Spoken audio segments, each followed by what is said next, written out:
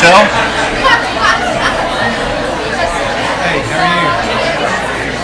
Sorry to ask. I just want to make sure.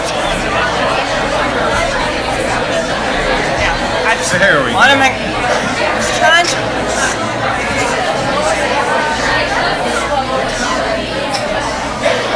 There we go.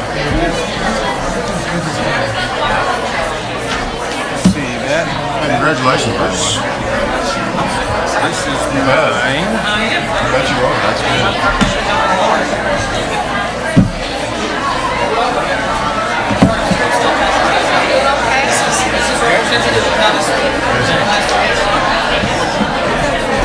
I have a question later. Well, you know, I've gotten several calls, and I'm just starting to myself. I'm going to start hammering things. We got everybody's computers working today, so Already. we get that. Now you're too high. Press that little lever right there. Yep. Up. Okay, are those your favorites? No, it's just what was well. That and the pink ones. I don't like the pink ones. The orange ones are the best. And I had called. I already ate all those. I got a bag of Starburst smuggling into the state tournament, and that's what I chew on while I'm taking pictures. I don't like messing with stuff. I mean, it's little things for like M&Ms. I don't know if you saw Cynthia posted a new M&M flavor. That was terrible. Awful. What's wrong with peanut and plain? I don't know if that's. It's just you're messing with it. Holy cow! Let's get people out of here. We have to go. We got this flaw in the pool here.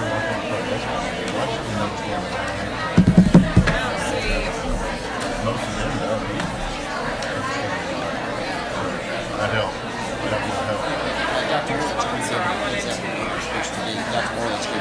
Oh, sounds great. You bet.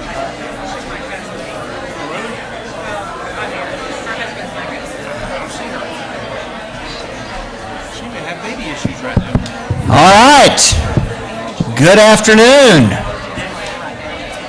Looks like everybody's doing real well. Well, before we get our meeting started, we've got some fun parts to get it started. So I think there's something from Hellstern maybe that's going to get started in a minute. Is that right? Is there?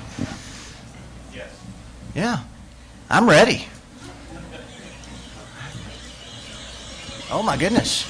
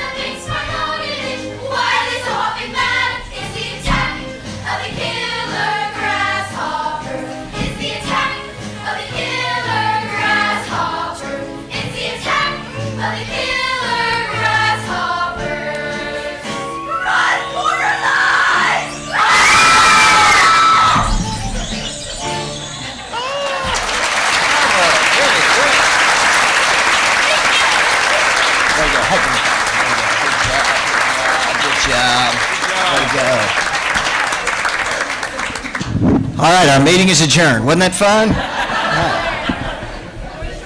That was a way to start get a meeting started. We'll have more from the folks from Hellstern once we get our meeting kicked off. But at this point, it's interesting, the transition. We're not starting our meeting yet, but I am going to turn it over to Dr. Rollins for an invocation. So,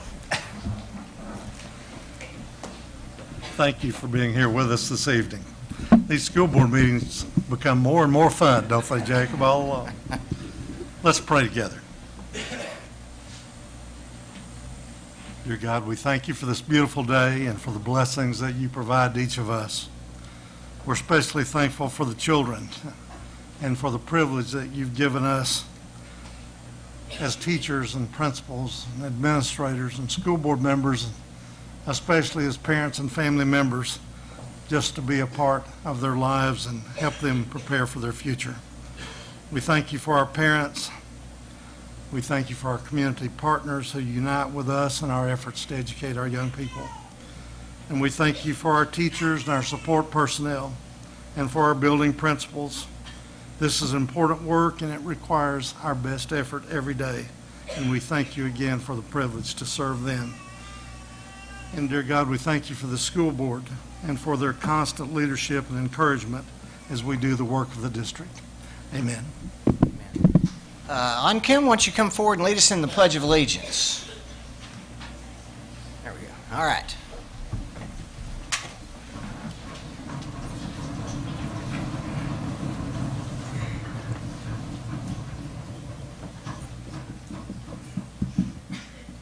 I pledge allegiance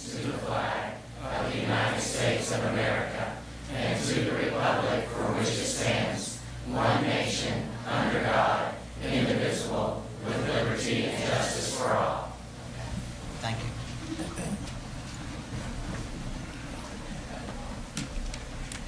All right, at this point, I would like to go ahead and formally call our meeting to order for the March 11th school board meeting. And board, you have had your agenda for a few days. Dr. Rollins, any adjustments to our agenda for this evening? Board, if you'd turn to page 3 in the agenda, I'd like to add a new item in, and would like to have the opportunity to announce the appointment of new administrative staff for the district this evening. So if you'd make that item in, and then the miscellaneous information will become O. Okay. All right, we'll make that one modification and adjustment to the agenda. Do we have a motion? Mike, before we do, let me go back to item L for just a moment. Yes, sir. I've been asked to wait until April to do that item L, so we'll just delete that this evening. Okay. Thank you very much. All right. I make a motion to accept the agenda as amended. Second. Okay, we have a motion by Mr. Hutchinson and a second by Ms. Cook. All in favor say aye. Aye. Opposed? There is none, so the agenda is approved. All right, moving forward, we also have the minutes of our previous meeting that was held on February the 11th. And board, if there's no adjustments or questions on that, I'll also accept a motion to accept those minutes. Motion to accept the minutes. A motion from Mr. Owenby Second. and a second by Ms. McFettridge. All in favor say aye. Aye. Opposed? There is none, so the motion carries.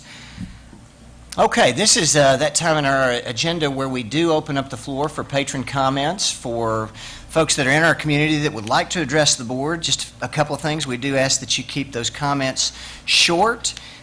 We also ask that you give us your name and your address, and we won't take action on the items tonight, but we will collect that information and follow up with you if we need to. So, come on forward.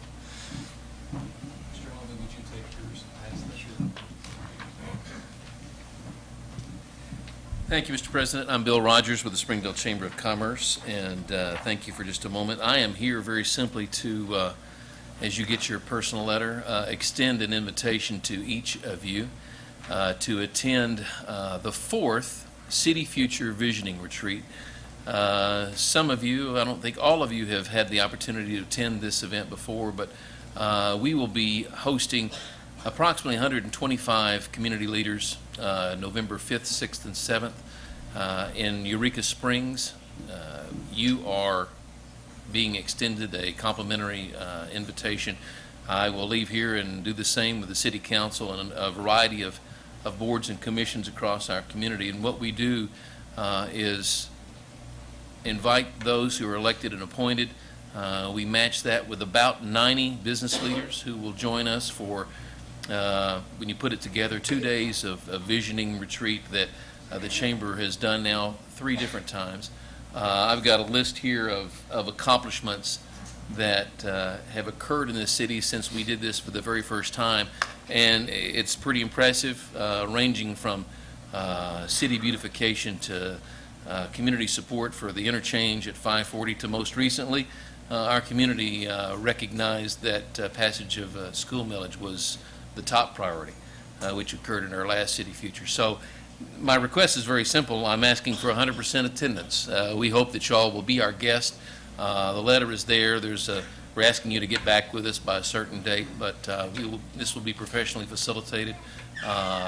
Great things have come from our previous events, and we expect great things from this and hope that y'all can join us. So thank you for your time, and hope y'all can be with us. Okay, well, thank you, Bill. And I see that your email address is on here, and our deadline is Friday, April the 11th to RSVP. I would just encourage my fellow board members to certainly make this a priority for you. I know that several of us have been on these meetings already, but it's a good opportunity for sharing of ideas and for partnerships and different things like that. So, anyway, thanks, Bill. Any other comments from the floor? Okay, well, Dr. Rollins, I'll turn it over to you to introduce some of our guests this evening. Well, it's a pleasure for me to invite Hakim back to the microphone. Hakim, once you come back to the mic, let me introduce you in a proper way here. This is Kim Lammy. He's a senior. He's here representing the Archer Learning Center, our third high school, and we're very proud of the work that's going on there on Kim. His parents are Frederick and Emma Alex. Kim was born in the Republic of the Marshall Islands. He has attended school in Springdale since the 5th grade.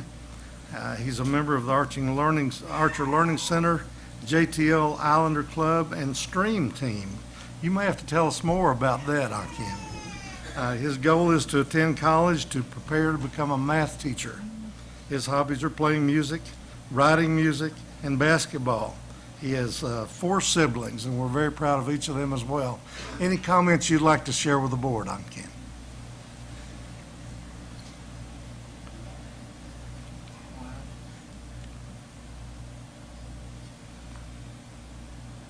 Pressure's on. Well, I'll just start with the question. Why don't you tell us a little bit about, I know one of the things that Dr. Rollins mentioned was the Stream Team. Can you tell us what exactly that is? Stream Team is a group that help cleaning the area of Springdale. Okay. Good. Have you guys, how many are in that group with you? I think all of the islanders are in the. Okay. Which schools in Springdale have you attended? I noticed it said that you'd been here since the 5th grade, so kind of tell us which school buildings. Springdale High School. Okay. Jail Kelly. Okay. And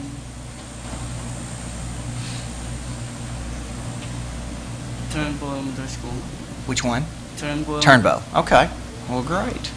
Well, good. Mr. Greep, would you like to join on Kim and maybe tell us a little about what's going on there, and the two of you could do this together? That'd be fun. Well, members of the board, I'm extremely proud of him. About a month ago, when we received the invitation to present in front of the board tonight, I visited with my leadership team, and we talked about 300 kids that are at our school. And Kim really personifies what Archer is all about. He is one of a large family. He was at high risk of perhaps not finishing school. When he came to us about a year ago, he had about 10 credits, 11 credits, and he's on track to graduate. He's a father of a beautiful daughter, and his family is very involved in the Assembly of God Church in Lowell. So I'm extremely proud of Kim for his work, and as you can see, his friends and family, proudly stand with him. And when we started talking about future plans, his dad, as a pastor, is a great teacher, and he loves mathematics. So he's thinking about the possibility of, helping and contributing to others by being a math teacher. So we're extremely proud of him and the work that he does at our school, and he's just overcome so many odds just to reach his dreams. And he was part of a team that traveled about a week ago to Little Rock to the Presidential Library, where we took a group of Marshallese students to observe Nuclear Remembrance Day. And that was a great opportunity for them to learn about, their history, their culture. Ms. Ryan, one of his teachers, helped sponsor that trip. So again, we're extremely proud of Ankin and the work that he's done at Archer. So I know this is certainly a new for him, but thank you, Dr. Rollins. Thank you. Well, we're glad that you came, and it looks like you've got some great days ahead of you, and good luck with pursuing maybe becoming a math teacher. And sometimes there's a lot of need for math teachers in Springdale, so keep that in mind. All right. Congratulations. Thank you.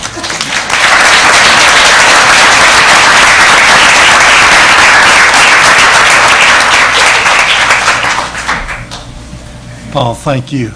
And Kim, we're glad to have you. Dr. Morledge, we have a whole group of special young people to recognize, don't we? We do. But first, let's recognize our Presidential Award winner. We have, once again here in Springdale, we have a Presidential Award winner for excellence in mathematics and science teaching. It's our second one that I am aware of, but I would like for Christy Snow Schrager. Come join me. Where are you, Christy? There she is. Oh, there you are. Good. Yeah, she has a fan club.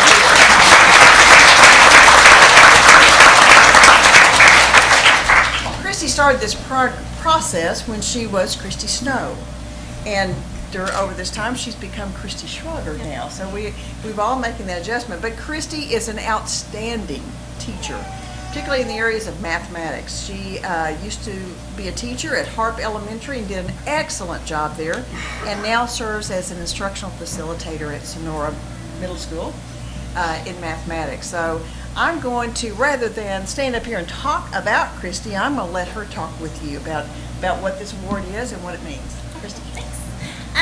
I just got back from Washington, D.C. actually Friday, so I was able to go and actually receive the award there. This award is for math and science teachers from all across the country. Every state is able to choose a math teacher and a science teacher, and so you have a state finalist, and then you receive the national award between those state finalists. So it was a great opportunity. I actually got to meet the president, shake his hand, and have a conversation with him, so that was a very neat experience that, a lot of people don't get to experience a lot of times. The best part about it was I had other teachers from around the country coming up to me and saying, I know you're from Arkansas. I hear great things about what you're doing in the area of mathematics teaching. Tell me about what you're doing. Okay. And to me, if somebody's saying Arkansas, they're also saying Springdale School District, because I feel like we're the leader for Arkansas right now in the area of mathematics, especially with our CGI teaching and with our Thinking Mathematically teaching as well in the middle school and upper level grades. And so that to me was really a neat experience to have people coming up to me and just saying, what are you doing? Tell me about what's happening there in your schools. So that was a really great thing. Also, we were able to meet with top White House advisors and educational leadership policy leaders, and also the president of the National Science Foundation and all the top leadership there. And they were asking us, what do we need to do in our nation to make things better? And it was very interesting to have somebody else asking us from that top level position, what do we need to do different?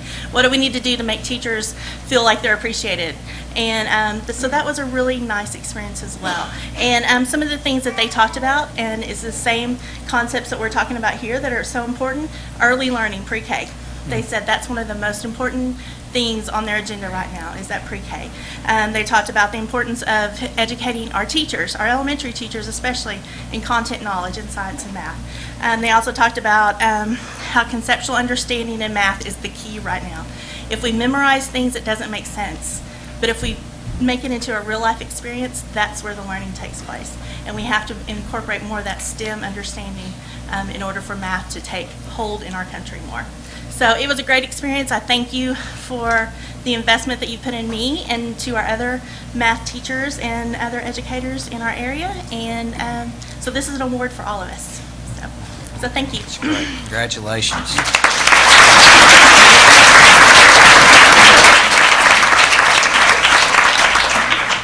Other friends and family that you would like to introduce that are with you tonight, do you have? I have my former principal, Miss Strange. Yes. And Laura Wallen, who's our district math. We know them. Actually, I have a former student who came, Cooper Combs and Stacy back there. And then, of course, my husband, who's always my biggest supporter. So. Well, that is terrific again. Cannon's here somewhere. Is- Yes, somewhere. There he is. He's back there in the back. Yes, Stacy. Well, that is good. You know, I know a lot of times when we talked a few months ago when we were first notified of our Race to the Top grant, it was just all these, I mean, you are a big part of that. I mean, it is the people that invested in that plan, and this is just another part of it, so we're so thankful that you've been recognized for that. So, It's a wonderful opportunity. Well, good I job. can't tell you how great it was. oh, I bet. Well, great. Well, congratulations. Thanks. You bet. And Christy, I just expect you've got a very special fan base that gather together in the store and talk about you every day. Wouldn't you think? I just enjoy visiting with them so much. Congratulations.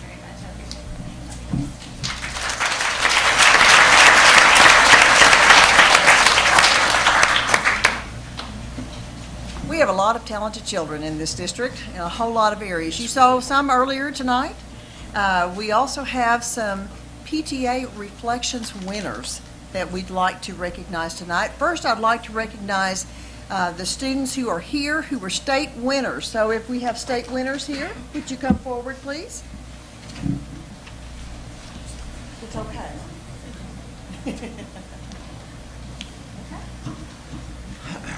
Just stand right there. Can you do it? All right. Hey, guys, how are you? All right. These guys are 4 of our state winners, and I'm going to let them tell you their names and their grades, and I'm going to let them tell you what area their reflections in. Okay, guys, you got your All right, step up? go ahead and take that microphone off there and let them hold that. I think that'll make it a little easier so we can hear them. Yeah. All right, how about we start here? I'm Brock, Hi, and Brock. I'm in 2nd grade. What's your area? I was in photography. Thanks, Brian. Good. All right. I'm Brady Billingsley, and I'm in 4th grade, and the area I was in was photography. All right. I'm Jack Snally. I'm in 5th grade, and I won 3rd place in literature. I'm Ryan Umong, and I'm in 4th grade, and I won 3rd place in music composition. And? Kathy, this is Forrest. Yes. We have with us this is Forrest Garner. He's a student at Springdale High School. He won 1st place in his category, and his submission will be the one that is submitted to the national one. So, Forrest, good job. Thank you very much. Can we hear for these guys?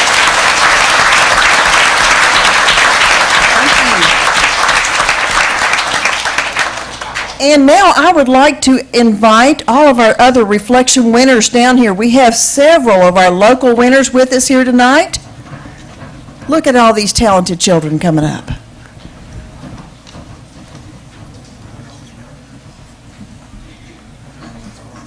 Okay, and I'm going to start down here on the end, and I'm going to be like the interviewer down here.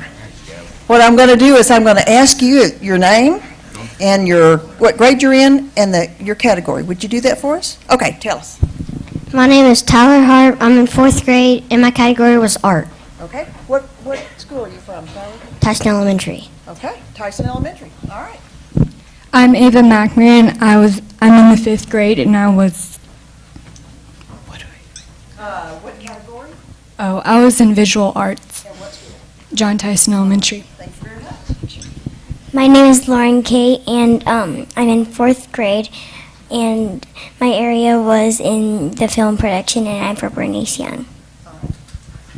My name is Ellie Summers. I'm in 5th grade, and I did visual arts. I go to Bernice Young. My name is Abby Sullivan, and in 5th grade, I go to Bernice Young Elementary, and I did dance choreography. My name's Alex Blunt, and my name's Alex Blunt, You got that part right. and Come on, you got it. my name's Alex Blunt, and What category? Oh, and I was in music, All right. and I go to Bernice Young. What grade are you in? I'm in 3rd grade. Okay, thank you so much. You did a good Way to go, job. Alex. All right, I think I've gotten these gentlemen. Now, how about this young lady? I'm Cece Allen. I'm in 5th grade. I go to John Tyson Elementary, and I was in music composition. I'm Lorelai Ray. I'm in 5th grade. I go to John Tyson Elementary, and I was in art. I'm Hannah Heidorn, and I'm in 2nd grade, and I go to Tyson Elementary, and I won visual arts. Hi, I'm Taylor Miller, and I was in literature, and I'm in 4th grade at Lee Elementary. Hi, I'm Andrea Victoria. I'm in Tyson Elementary. I'm in 2nd grade. I won visual art. My name is Anderson Isaacs, and I go to HAR-BER Elementary. I am in the 4th grade, and I won at art. My name is Katerina Matza, and I'm in 4th grade at Lee Elementary, and I won poem. My name is Daniel, and I'm in 1st grade, and I go to Tyson Elementary, and I was at art. Very good. My name is Sunday Zong, and I go to John Tyson, and I'm 4th grade, and I won arts. Excellent. I think I'm at the end of the line. Can we give these children a round of applause?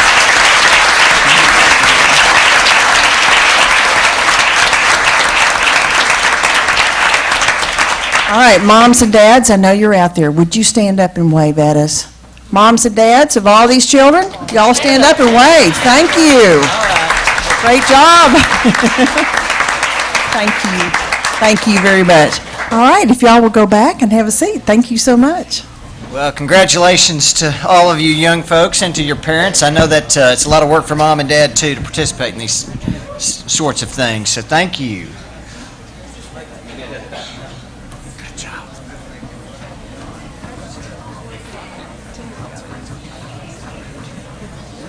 Oops. Good. This one point. Hey, Jim. I figured I had to give you at least a little bit of a hard time, you know, so way to go, Alex. Good job. Thank y'all for coming. Just to clear the room. Good job.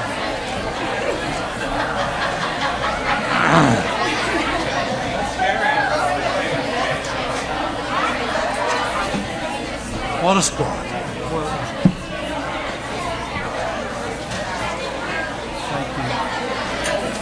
Thank you, sir.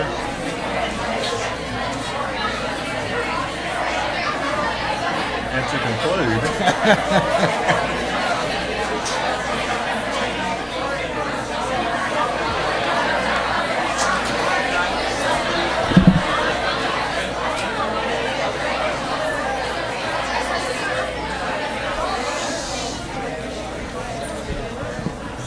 Obviously, Dr. Rollins, they all heard about the speech you were getting ready to give, so I guess I that's know. just excuse me. Well, All right, take it away. we appreciate the opportunity to be here tonight, and, you know, it's always great to see how we recognize kids in Springdale and the work that they're doing. We have a drama team here from Hellstrom that we're very proud of and their accomplishments, and, you know, I would say that any program starts with leadership, and we have a teacher that is in charge of that and does a great job with that, Mr. Hobson. He's actually a leader in the Arkansas State Thespian Society. I think Dr. Jones and Dr. Morledge had given his name to Arkansas Department of Education to work on their curriculum a little bit. We're doing some things at Hellstrom with drama that is really not happening across the state. And so giving these kids the opportunity, you see what they can do. So I'm going to turn it over to Mr. Hobson right now, and then he's going to have our kids come up. Yeah, come on up, kids. Come on up, yes.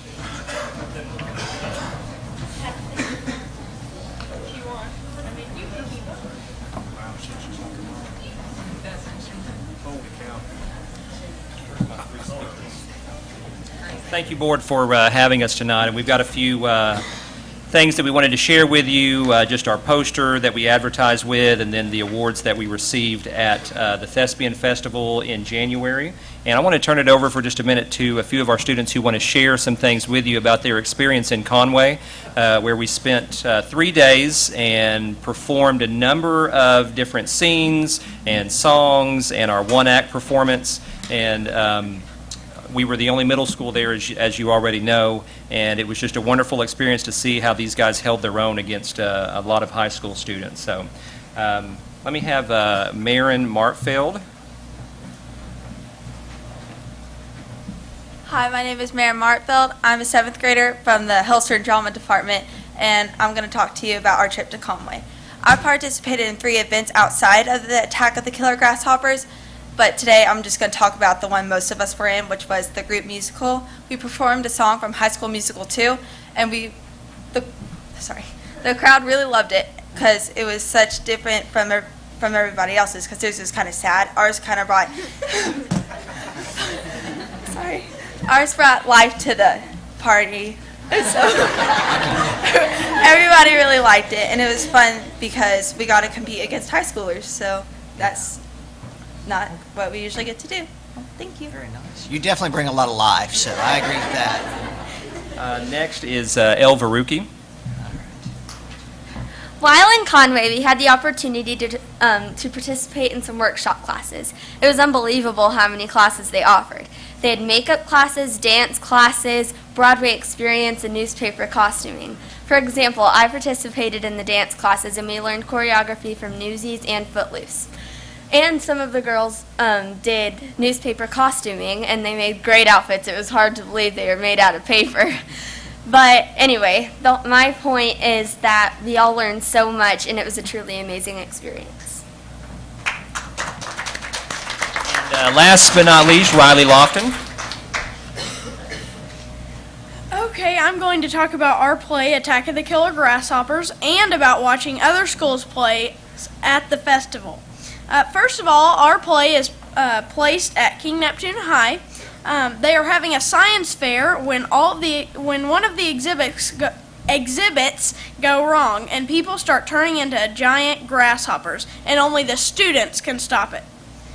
And once we started practicing, everything felt normal, even though the play was a little bit different. We all knew that the parts were for each other because it just fit in so well. At the Thespians Festival, as you guys got the awards, we won several awards, including individual awards, which I think he's going to talk about, and then also an overall performance score of superior, and that is the highest you can get, so yay. And now to the other plays at the Thespian Festival. They were totally awesome. They were hysterical, all of that to be sure. And even though we didn't make it to the next level, we still knew that we did our best and had a great time. So.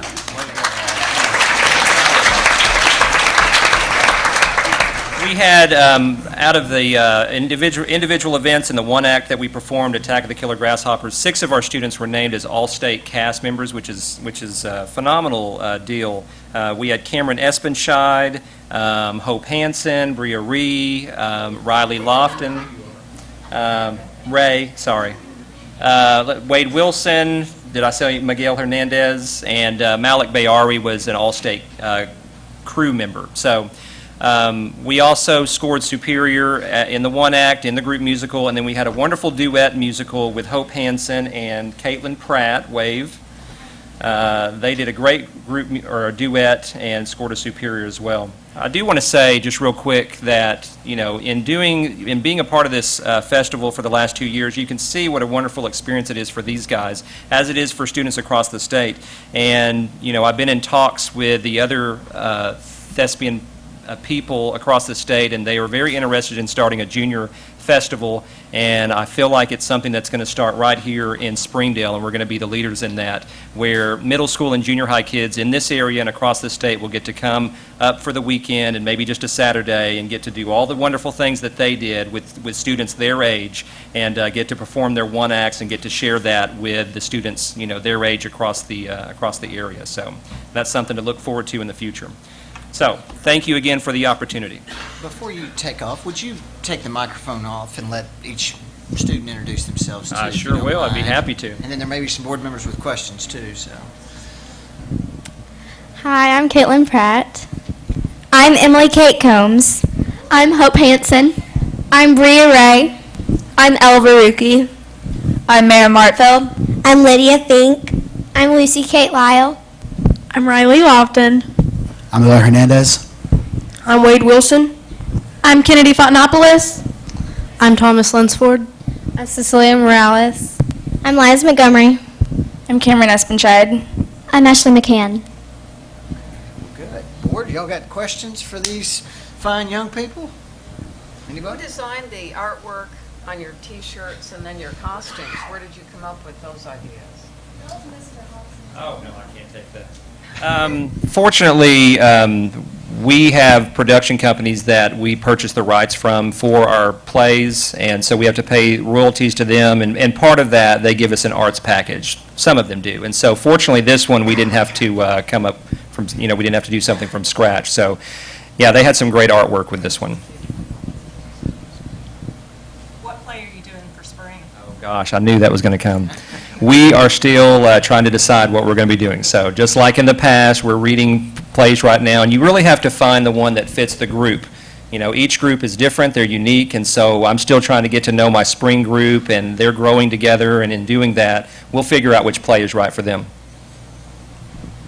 So do these kids do a group of them do it in the fall and then a group in the spring? Yes, this group right here is my fall group. Okay, so they're not doing it in the spring then? No, but we can, these guys performed in January, so they went a little more than just the semester, but I don't have them in class anymore. A lot of their work that they did for the festival was done after school. Sadly, it's over. Well, very good. Well, congratulations. And again, Mr. Hobson, you do a great job leading this group, and you've got an outstanding group of students as well. I do. And wonderful parents. Well, and that was going to be the next thing I was going to say is moms and dads out there, stand up and wave at us real quick so we can see you and recognize you. So please stand away. Yeah, all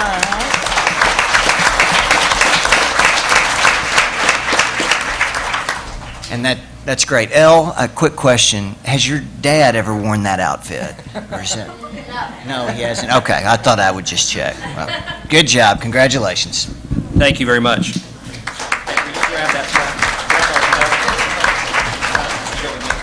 Congratulations. Good job. Way to go, girl. Thank you, Todd. Great job. I bet there's not a school board in the state that has that kind of Okay, Board, we're on item E on the agenda. I would invite Ms. Buchanan, our principal at Tyson Middle School, to come forward with introductions. Welcome, Susan. Good to see you.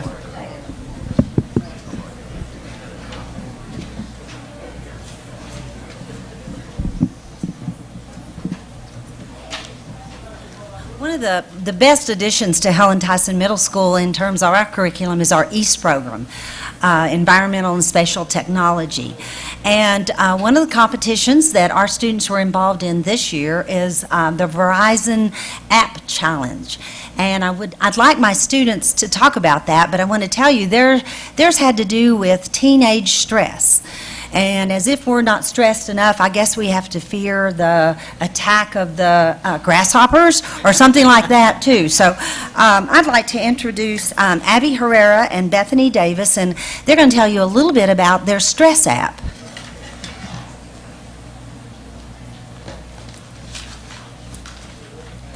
My name is Abby Herrera.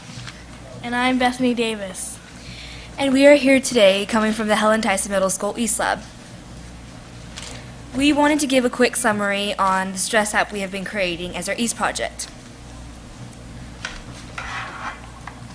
The Verizon Innovative App Challenge is an opportunity for the middle school and high school students to work on a faculty advisor to show creativity and develop an original mobile app that incorporates STEM and addresses a need or problem in stress in school or community. We are creating an app that will be called SOS, Students Overcoming Stress. For our app, we will include different pages. There will be a home page with general stress tips, a page that gives you good exercise tips because exercise helps you calm down a little more. A relaxation page, we could give you some tips on how to relax because some people, including I do, we all need that.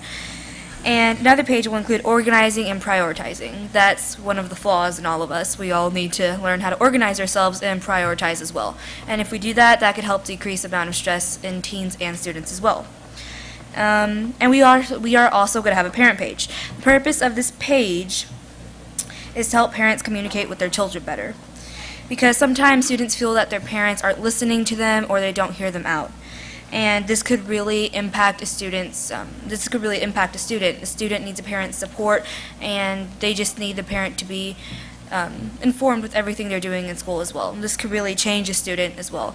This is what helps us become better students as well. We all need the support of our parents.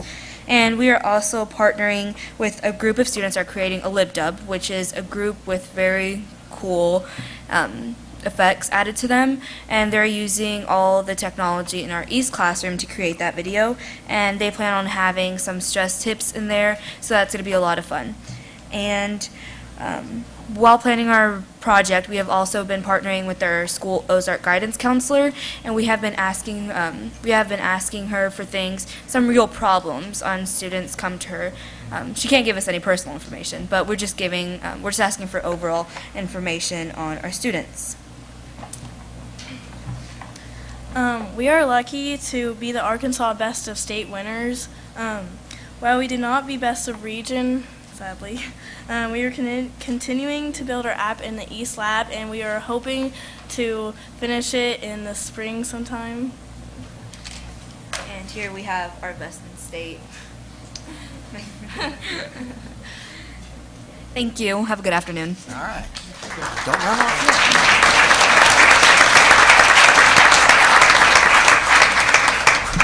I think that some parents are here tonight because I see taking pictures. So I'd like to recognize those parents that help support us. Kevin.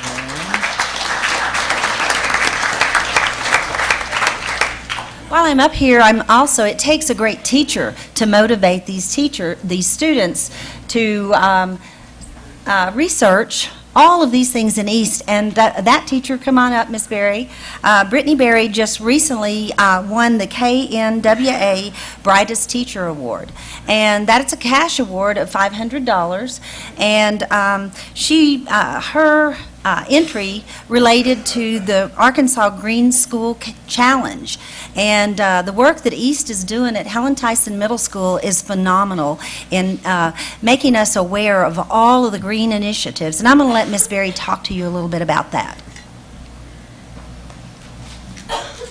Good evening. As Ms. Buchanan said, I was lucky enough back in the fall to be chosen for one of the KNWA Brightest Classroom Awards, which is a partnership between KNWA, GE, and Walmart. So it comes along with a $500 cash prize to use for really targeted project-based learning within the classroom. I would maybe not say that I won it, because I would like to make a point that a group of students actually helped me write the submission. This was their project, their baby, and I was just kind of the facilitator, as we say in East, of their endeavors. And that was our Arkansas Green School Challenge. The Arkansas Green School Challenge is an initiative governed by the Arkansas Green Building Council, and it's to encourage schools to participate in projects that make their school a steward of the environment, and in the same time educating students about the importance of being environmentally conscious. And so really this was a classroom award, and it was an award that the students received. And just to give you a highlight of some of the projects that we've been using the money to fund, we used part of the money to purchase an energy audit kit, and the students are currently modeling and developing a plan to make the East Classroom a more energy efficient room within our school, and then we hope to be able to spread that out to the rest of our building. They also hosted an energy efficiency week, gave away prizes to the teachers, talked to the students about their role in making our building more efficient. We purchased 2 types of composters and began the process of composting for school landscaping, part of the cafeteria waste coming out of our building. We began an indoor classroom gardening project. We also installed aluminum recycling bins in our school as part of the Great American Can Roundup. We purchased some of the necessary supplies for a water testing lab that some East students ran with our 7th grade science teachers in coordination with the Illinois River Watershed Partnership. All of these were kids' projects. The kids had to budget for them, including tax and all that fun stuff that they don't necessarily think about.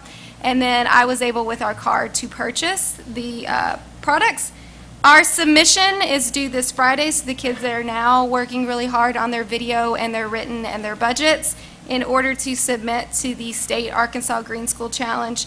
More than anything, it's been a really good learning experience for the students, and it's been a really fun process, I think, for our school, and it's not really just been an East thing. We've been working really hard to make it a coordinated effort among all our staff and students. So that's kind of it. So thank you.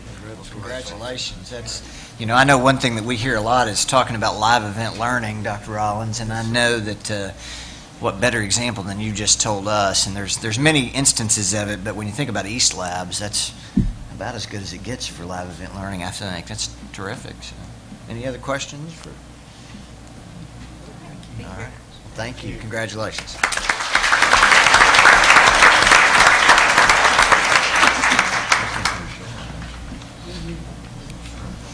Traffic's bad. I'm honored to be here tonight, and we're going to recognize a young man. I don't think he's here. Ryan Thompson. Probably busy state. But the good news is that as a National Merit finalist, Ryan is also one of the tops in our school. So when we honor the ones that visit the governor's mansion, he'll get to come back. So we are honored to honor him. We're excited to honor Ryan for having gone through the National Merit qualifying process. And as of today, he is yet to hear if he is actually a scholarship winner. If he is, he will be the first at HAR-BER High School. So we're excited about those possibilities. And I would like to put on record that we are honoring Ryan Thompson tonight, who was unable to attend tonight, as a National Merit finalist. And we're excited about his future and what he's going to represent in this school district, and of course at HAR-BER High School. So thank you for the opportunity to honor him, and hopefully in a few weeks he'll be back, or a few months he'll be back, and we'll get to honor him again. And at that time we'll have a proper introduction. So thank you for recognizing him tonight. We'll pass along our congratulations to him now.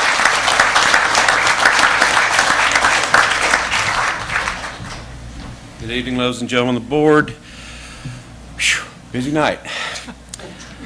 Well, I got the same thing as Dr. Brackett. Between band practices, choir rehearsals, and illnesses, I think we've got a few of our students here, but I want to recognize a couple of our students. First of all, each year the Arkansas and Northeast Oklahoma affiliate of the National Center for Women in Information Technology recognize female students for their work in the area of information technology. This year, 2 SHS students, junior Caitlin McKenzie and senior Keely Napier, members of our Information Technology Academy, received the Award for Aspirations in Computing presented by this organization. And if you, are those ladies here tonight? I was afraid of that. If you kept up with the news, there's research that shows that 2 of demographics that are sorely behind as far as getting involved with information technology and computing are female students and minorities. And we're very fortunate that we have a teaching staff that has recognized a couple of our female students to be part of that and bucking that trend. And we're very proud of them of that. And I want to tell them congratulations from the board as well. So thank you for your time for that. I know that Camilla is here. There she comes. The 6 students, Mr. Rollins, you want to join us?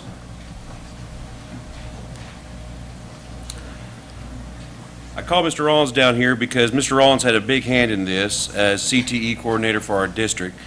But Northwest Arkansas Regional Career and Technical Awards from the Northwest Arkansas Community College recognize 6 students from our area as award winners for this very great award. 5 of them came from Springdale High School. They are Jamie Sodavong, Eric Chang, Jasmine Nagachong, Camilla Trivet, and Brian Lemus. Brian, is Brian here? But we want to recognize them and recognize Camilla for her job well done. Camilla?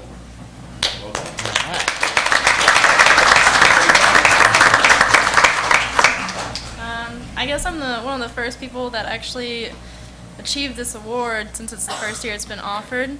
I'm blessed to have been awarded it, and I'm blessed to have been in such a great school as Springdale High School. And thank you for recognizing me. I really appreciate it.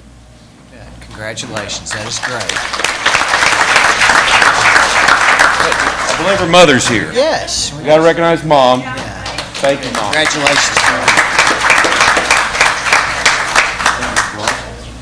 The College Board and National Merit Program created the National Hispanic Recognition Program, which identifies academically outstanding Hispanic and Latino high school students.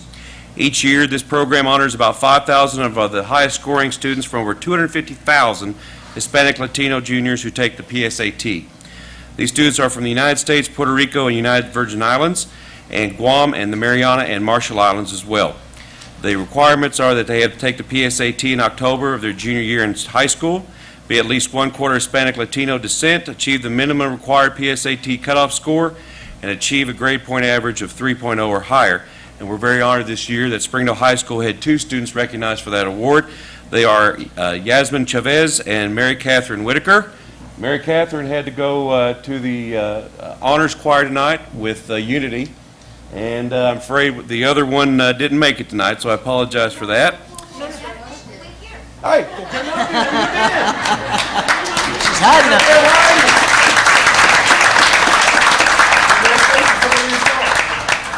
I'm Yasmin Chavez. I go to Springdale High School. I was able to get a score of 194 on the PSAT. That's great. Good for you. Congratulations. Good job.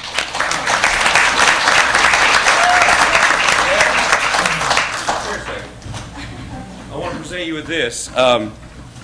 Mike and Neil, our local representative from the legislature, came by, and I've been saving this for you for a special occasion to give this to you, to your family. But this is a citation from a motion represented by Representative Mike and Neil for the Arkansas House of Representatives, congratulating you for your achievement. So well done. We're very proud of you.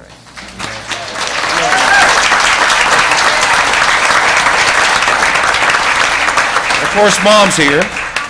Very, very proud mom. So we have to keep an eye on Mr. Jinks to make sure he doesn't miss people. So. Last but not least, Mr. Myers is under the weather, but we're very proud and honored that Springdale High School was chosen as a finalist for the Founders Award for the East competition this year. So we are keeping the tradition that HAR-BER High School has helped found the way, as you could use a pun.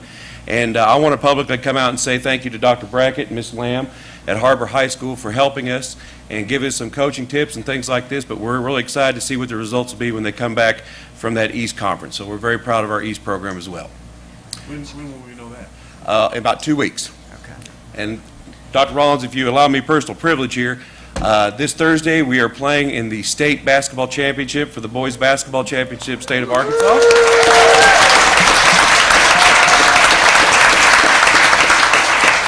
We will be playing North Little Rock, and it starts at 8:45 that night, so it's going to be a long night and a long drive back home, but we're very proud of Coach Stamps and our players.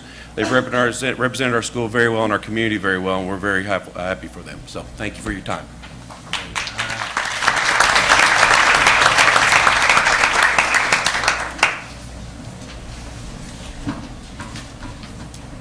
Board, I got the privilege to introduce a group of students, but before I do that, before I introduce our group of students, this group of students has really been kind of spearheaded by Mr. Jeff Justice, and this is an example of when a parent and a group of people decide that, guys, you can come on in, They're waiting out there, patiently waiting for us. They're going to bring their... This is an example. At the beginning of the year,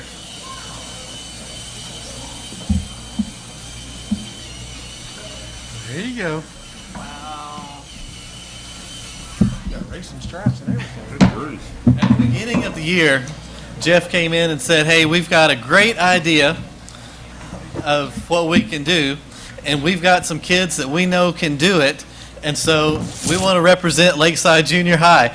And in starting a brand new school, it's always a challenge to get things going and to have things started, but they jumped in, got a group of kids together to compete, and you're going to hear from them in just a second. Not only have they competed, but oh my goodness, you're going to be impressed on what you're going to hear in just a second. But I'm going to take just a second too, not only to thank Jeff, but the Justices have absolutely been a wonderful family to Lakeside Junior High this year. Kim, who teaches at Turnbow Elementary, has jumped in and is our PTA president, and just being a PTA president is a big deal. Founding a PTA is a ridiculous deal. And so she and all of the group have done a fantastic job, and I want to thank the entire Justice family for all that you have done for Lakeside this year and jumped in and been a fantastic family for us. Jeff, if you would come up, I want you to introduce the team and kind of tell a little bit about what you've done, where you've been, and where you're going. Yeah, I've got terrible colds. I'm going to let the boys talk. We are the Tech Hogs Robotics team from Lakeside Junior High. My name is Michael Justice. I'm a strategist for the team. It is Addison Elliott, our mechanic, David Whalen, our programmer, Chance Thompson, he writes the notebook, Garrett Fulgham, our lead designer, and Isaiah Terwilliger, our driver. Our most recent competition was in San Antonio.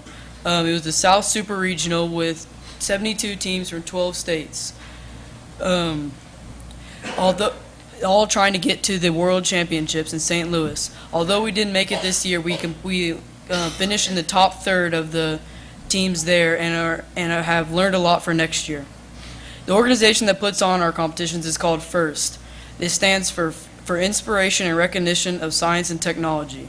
There are 3 levels of it: the first LEGO League, the first Tech Challenge, and the first Robotics Competition. We started off in the first LEGO League at Turnbow Elementary. We moved our way up and now in the first Tech Challenge at Lakeside Junior High. We work under the wing of this Gear Hogs at Springdale High School in their FRC team in their shop. Now Chance is going to talk more in depth about FTC. Every year an actual challenge is proposed for all the teams involved in FTC to compete in. And this year it was known as Block Party. Now, every year the challenge consists of 3 different phases. These are an autonomous phase, a driver control period, and an endgame phase. During the autonomous phase, the robot operates following a series of directions that are laid out by a software program that, in our case, is written by David, and without any driver input. So it's a matter of simply lining the robot up, pressing a button, and hopefully it'll do what you told it to.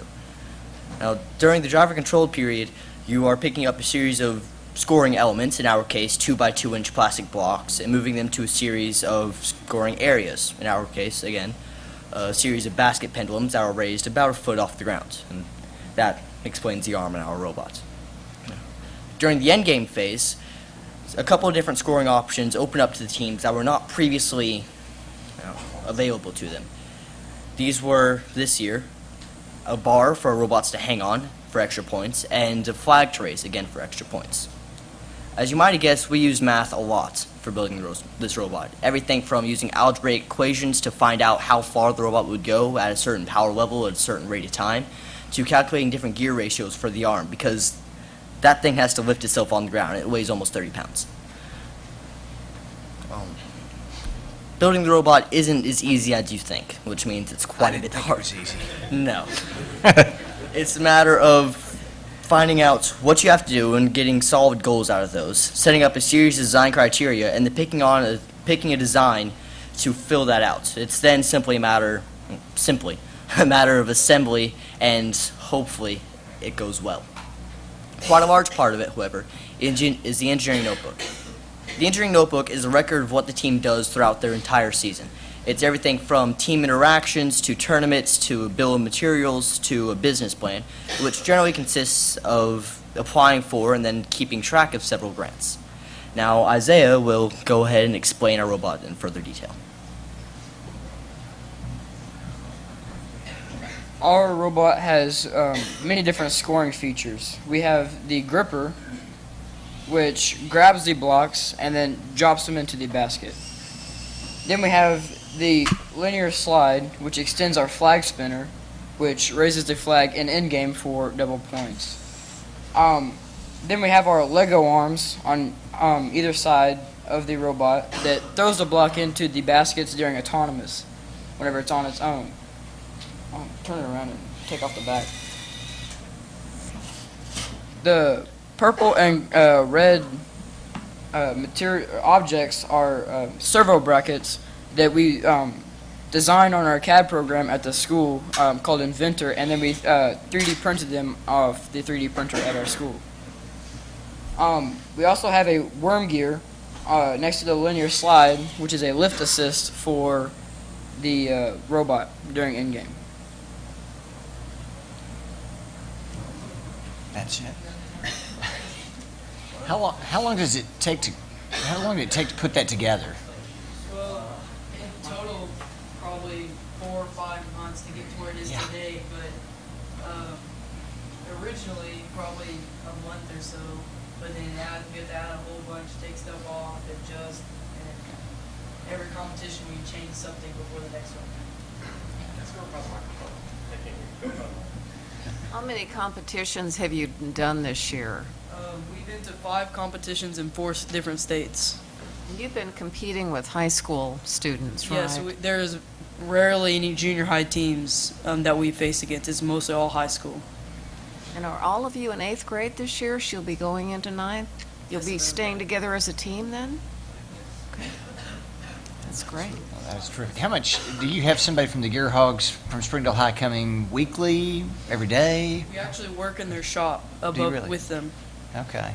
That's great, Pete. So here's what I guess I'm really impressed with, obviously, is the robot, but these guys are in 8th grade, right? And they're talking to this group of people here. I mean, they got more courage than I have speaking in front of a group. So look at the experience there in communication. That's impressive. Really impressive. It's one of the incredible visions of Lakeside was to have a very strong pre-engineering program. You know, in addition to this team, we have another group that actually went to Russellville last week and finished in the Final Four in a VEX Robotics competition, and so they're really doing. And this group has worked hard. This group has worked for lots of months, even before school started, with doing all kinds of fun things. So, yeah, it's amazing. It's a program. I certainly did not have this when I was in junior high, I can assure you.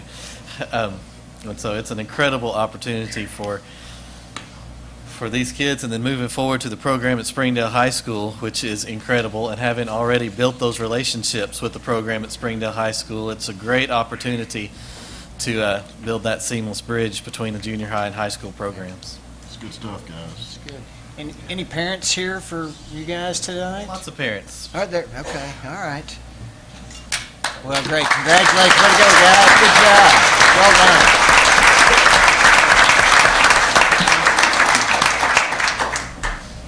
All right. Good job. Excellent. Thank you, guys. Don't run over anybody. That's as good as we've seen. Get your hardware. Oh, yeah. Good job, guys. That's great. You were saying that you printed build a from a 3D video. printer Good job. after school, or you have to go bring? You really? It's exciting. So how many hours after school were you working? At the beginning of the season. Leave this, you want to leave this with me? Yeah. Thanks. Great job. That's right, Jeff. Thank you. That's what I Obviously, but it's like 2 or 3 whenever we could during the week. And with this, towards the end of the season, we were trying to get a robot together. We worked 2 days a week, and then every once in a while, we need to get more done.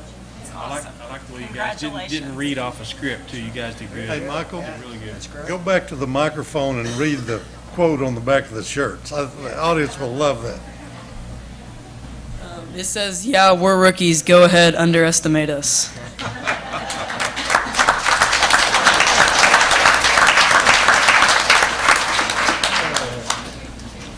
That's pretty special, Mr. Principal. Thank you. I'm excited to see what how are you going to top that next year? I don't know. Maybe we can build something to vacuum Mr. Lucho's floor. I don't know if Yeah, that's... well, good luck with that. It's a We'll messy see. place. The next presentation that I want to make, Mr. Watson, if you would come up here with me. A guy who probably needs no introduction, but I'll introduce him anyway. Winfield Watson has been a social studies teacher in our district for lots of years. Right, a long time. I am pleased to get to introduce, he has recently been elected to the state board of the Arkansas Council for the Social Studies, and so will be one of the representatives who will be leading the charge on social studies education in Arkansas over how long of a term? 2 years, the next 2-year term. So it's my pleasure to introduce Winfield Watson. Thank you. I don't know what to say. Especially following that group, and 5 of those 6 guys are in my class right now, and they better go home and work on their History Day project, because 4 of them got to be in competition on Saturday. So, but that just goes to show you, you know, when I was approached to become part of ACSS about 8 years ago, I couldn't pass it up. And then, you know, they keep asking me to get involved. I'm like, well, you know, I've got this going on, and I've got this going on, and I couldn't say no any longer. And so I was really pleased when they asked me to join the board. And part of it's because of guys like those guys that were just here. You know, look what they can do. How can I say, no, I can't help further education and bring more technology into our own program and our own content? So, you know, it's hard to say no when you've got guys like that. So, but I really appreciate it, and just want to tell Dr.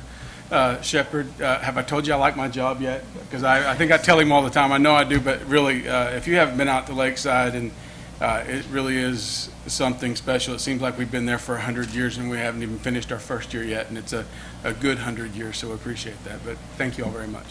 I know History Day is this week. How many students? I mean, you're starting from scratch. Starting a brand new program. That's So how where many- this side of the gray hair merged with the other one. How many students do you expect from Lakeside to participate? Or We actually had our entire 8th grade that participated in our modified school fair. We did a little different this year than I've done in the past.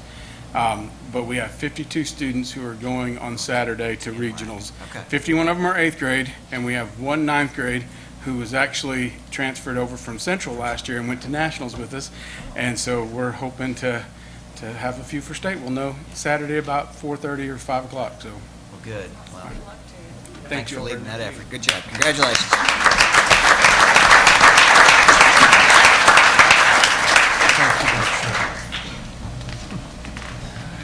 Coach Stellick, I believe we have a lot to recognize this evening, don't we?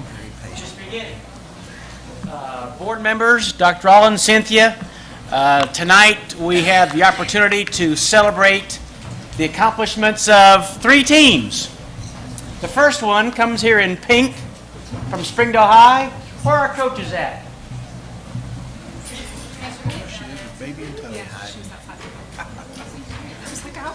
Got a few injuries here as well. Coach Jennings and Coach McCaslin will talk about our championship cheer team from Springdale High. Hello. Well, this is about half of what we call the Army. A lot of them couldn't get out of work tonight since we've been going to support the Bulldogs night after night, which has been awesome. But just a little bit about like how you get here and what this is. Nationals is really open to any team that gets a certain score at state. It's a bid that you get. It is a commitment, though, that you have to make early on because you have to fundraise quite a bit of money. So we made this decision about this time last year that we were going to fundraise to go in good faith that we were going to get that bid at state. And if there's one word I could say to describe this team, it would be resilient, because we have dealt with injury after injury, an injury to a top key person a week before state. They redid an entire routine in a week. We took them to this competition in February and redid an entire routine again from the top to bottom. And you know, it snowed, we missed weeks. And so they really, I mean, they've given us a lot this year. Normally our season ends in December. We kept it going through February. I'm going to need that stress app like now. But basically, when you go there, there's several different divisions that you can be a part of. Ours was called large varsity, and we did a non-tumbling division, which means that more points go to your stunting, since some of our injured people were our top tumblers. But it's a 2-round process, so you go through semifinals. You have to be in the top half of your group to go through to finals. They called us last when they announced the semifinal people that made it through. So it was like, they called everybody and then stopped for a minute, and one more school. So that moment was exciting for us. But out of 14 teams, we made it through the top 7. We were 4th place at the end of the first day. And then to get one of the medals that they're wearing, along with a trophy, and you had to finish 1st, 2nd, or 3rd, and we were able to move up into 3rd place. On that final day, performing on, I'm sure, one of the biggest stages most of these girls have ever performed on. So not only did we get to do that, but we got to see Disney for 4 days. So it was a really, really great trip. And also, this is a team activity because they're more nervous about the possibility of having to say their name in the microphone than they were to perform in front of 1,000 people. We'll make you say your name, but you don't have to remember which school you go to. Now, go ahead and take that microphone off there. We do have, yes! You get to go first. Okay, do I go? Yeah. I'm Haley Emerson. I'm Mallory Lemon. Hannah Jones. Shaylee Horton. Annie Boatwright. Destiny Ross. Jasmine Chang. Cheyenne Brissy. Kara Morris. Carissa Todd. Kaylee Calico. Maddie Crowder. Peyton Emerson. Zoe Catino.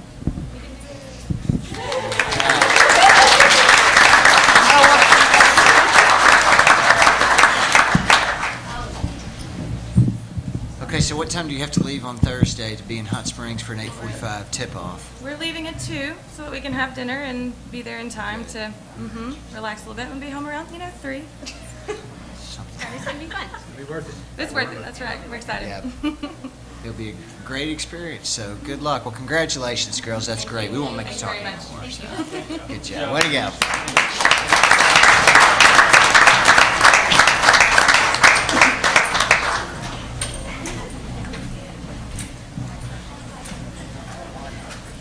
I think we got a few parents walking too. Congratulations to y'all as well. I'm sorry we didn't recognize you.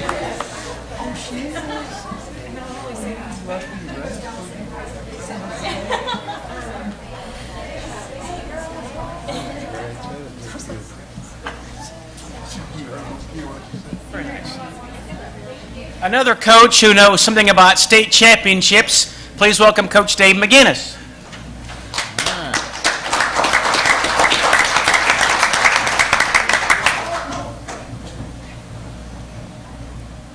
I'd like to introduce Olivia Madrid.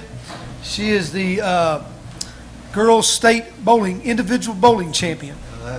She had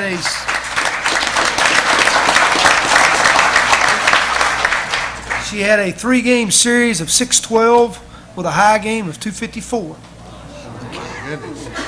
And she has also been just recently named the Morning News Northwest Arkansas female bowler of the year.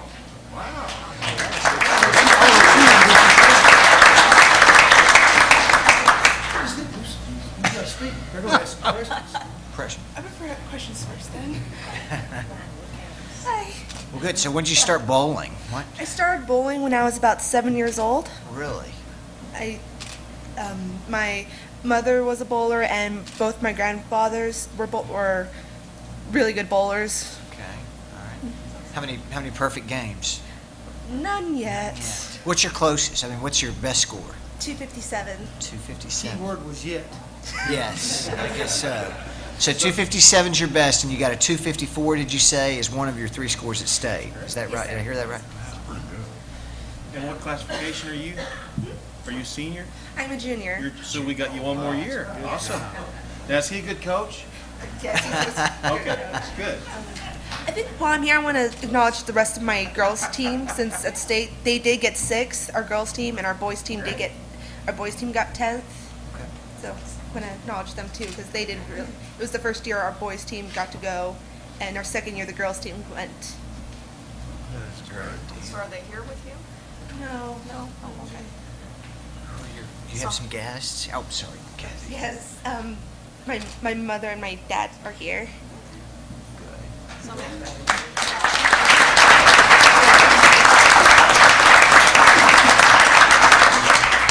many hours a week do you bowl? When I practice, it could be 1 to 2 hours a day if I practice a day, and I bowl Saturday morning leagues at the Springdale Bowling Alley. Sounds fun. Good. Well, hopefully we'll see you that again next year. That's right. Well, congratulations. Good for you. Way to go, Lee.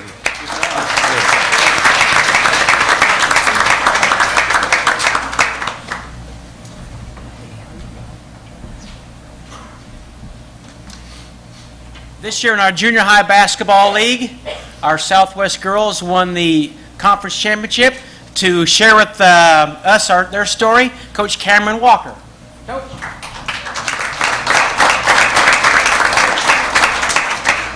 Dr. Rollins, members of the board, a little antsy about being here since this is my first time to present in front of the board, and people popping out of the crowd a while ago didn't help any. You need that stress app too. So it may be my last.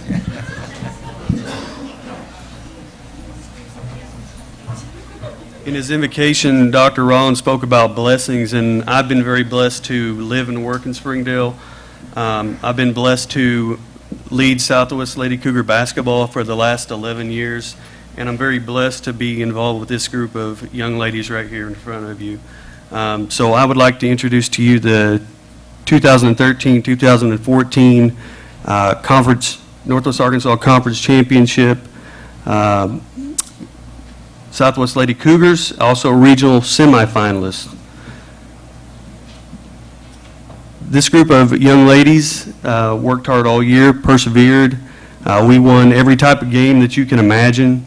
We won games by several points, by 1 point, and even overtime games. But our biggest accomplishment this year, I believe, was going to undefeated Woodland and beating them in Fayetteville. So I think they deserve a round of applause for that. Thank you very much. Okay, we got it. Everybody's got to introduce themselves. Savannah Collins. What grade? Oh, 8th grade. 8th grade, okay. Anna Wilmuth, 9th grade. Macy Maines, 8th grade. Kristen Smith, 8th grade. Cheney Shannon, 8th grade. AJ Powell, 9th grade. Savannah Rogers, 8th grade. Morgan King, 8th grade. Sierra McPherson, 8th grade. Anna Grace Macmarin, 8th grade. Jemiah Gatewood, 9th grade. Emily Wilson, 8th grade. Pretty good things for another year, it sounds like. Yeah, so as you can see, not only talent, but young talent. So we're very excited at Southwest Junior High.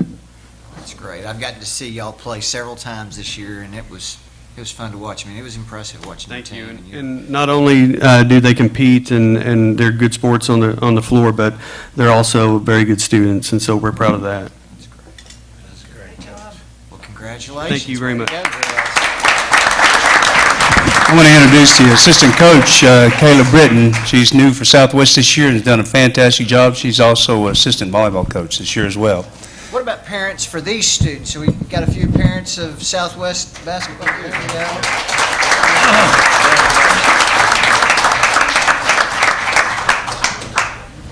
If I may add one more comment about basketball. Tomorrow, around 12:30 to 1 o'clock, the Springdale boys team will be heading out, and we've partnered with the city, and they're going to bring 1 or 2 fire trucks and put the ladders up across the street by the Walker Fieldhouse and Springdale High. So hang a banner. So if you want something to do for lunch, come on down to the Springdale High parking lot and watch us give a big send-off to our future state champion Bulldogs. Thank you all. All right.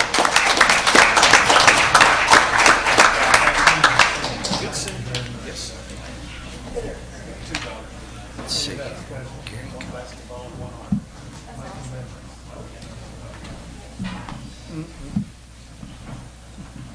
Well, what a group. Isn't this special? Go ahead, Doc. We're very excited to be here tonight to share with you about a pretty exciting field trip that some of our family literacy parents just recently took. Just to bring you up to date, we have 13 family literacy sites in the district now. This year we added a pre-K site and a site at George Junior High, so we're very excited about that. So I'm going to introduce to you our adult ed teacher, Laura Williams. She is adult ed teacher at George Elementary and George Junior High School, and she is going to tell us about our field trip. Okay. Good evening. As Ms. Brishmore said, I am at George Junior High, which is a really great opportunity for the city of Springdale. It is the first junior high to have a family literacy program in the United States. So it's been very interesting to see what that looks like on a junior high level. And we're trying to figure out what works and what doesn't work at that level, but it has been very great, and I love the support of Mr. Hoover, and I appreciate that there. At George Elementary, I also have a wonderful classroom full of parents. And I brought one of those with me this evening. Her name is Juana Mendoza. And Juana not only attends my afternoon class, but she's also receiving 3 hours of instruction at the junior high also, even though she doesn't have a student there at the time. So she has a total of 6 hours of English instruction a day, which means we are best friends all day long. But we had the opportunity to visit City Administration Building and all of the agencies represented there on January 28th. It was an invitation extended by Al Lopez and One Community. He is also teaching classes called PTLA, Parents Taking Leadership Action, in my afternoon class at George Elementary. So he's really teaching these parents how to be very proactive in their children's education and how to take leadership as parents also. So I'm going to let Juana explain a little bit about what we did during our visit to City Administration.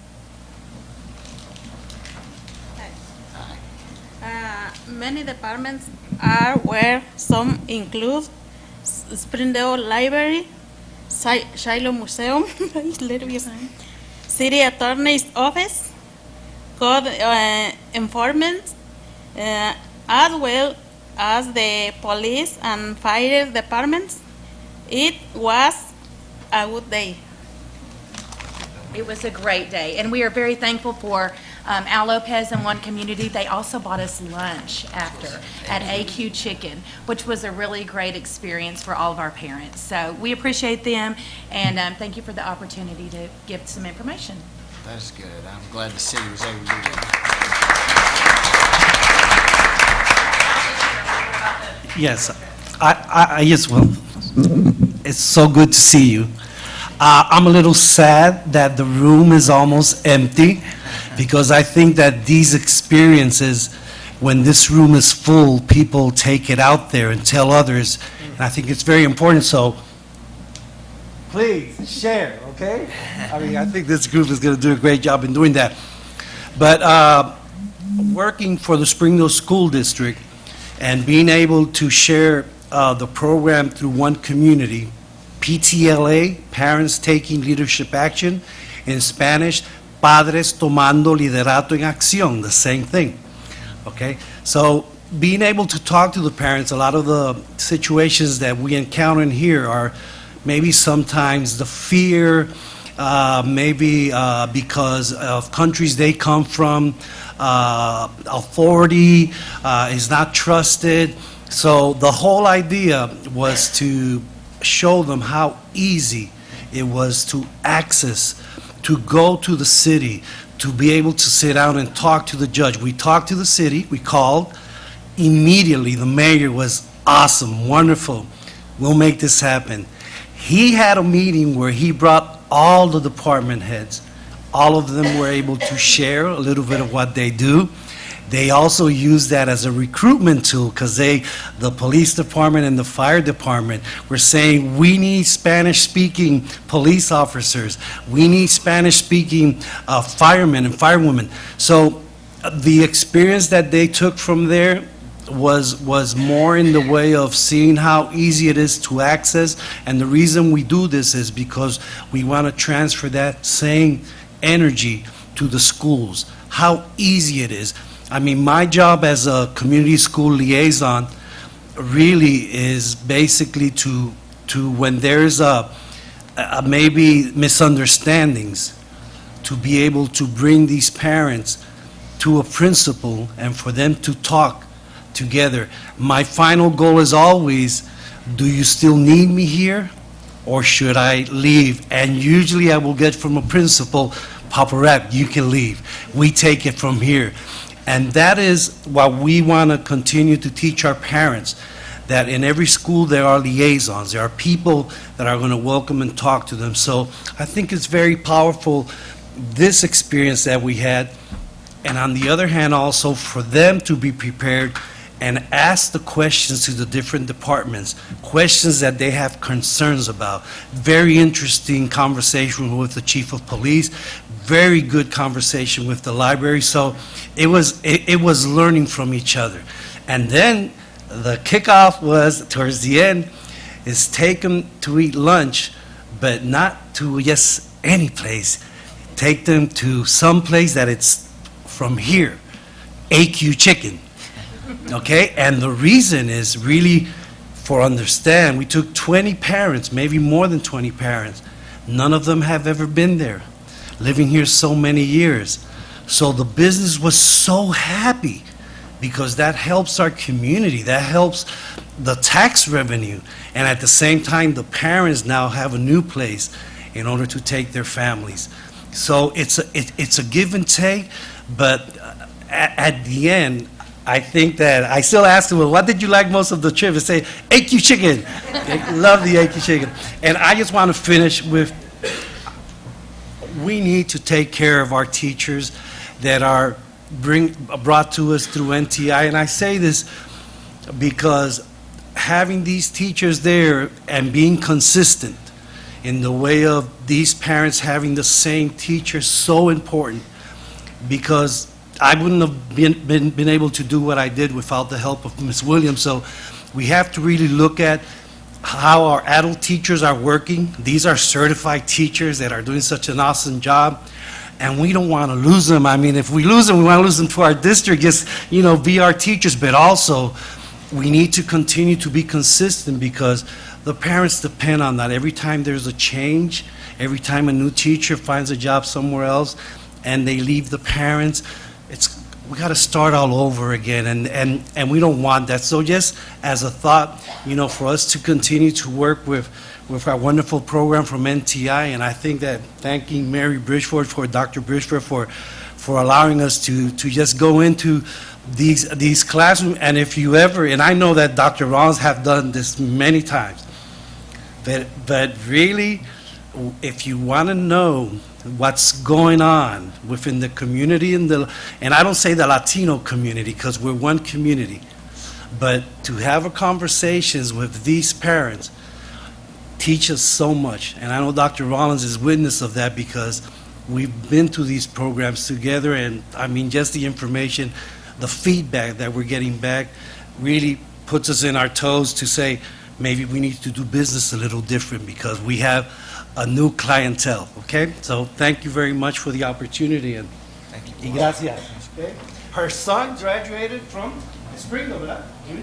Carlos. So her son is one of our graduates. There's 2 more in class now. 3 more. Muchos niños, okay? Yeah. Muchas gracias. Thank you.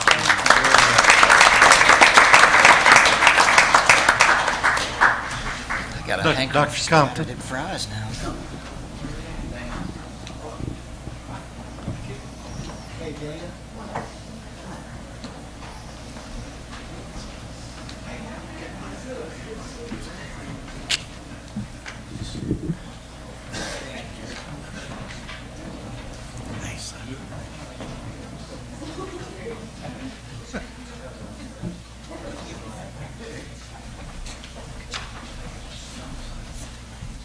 Mr. Luttrell and members of the board, Dr. Rollins, I think you all know Dana Samples, who's our transportation supervisor. Those of you that don't, we'll ask him to speak here in just a minute. No, he won't.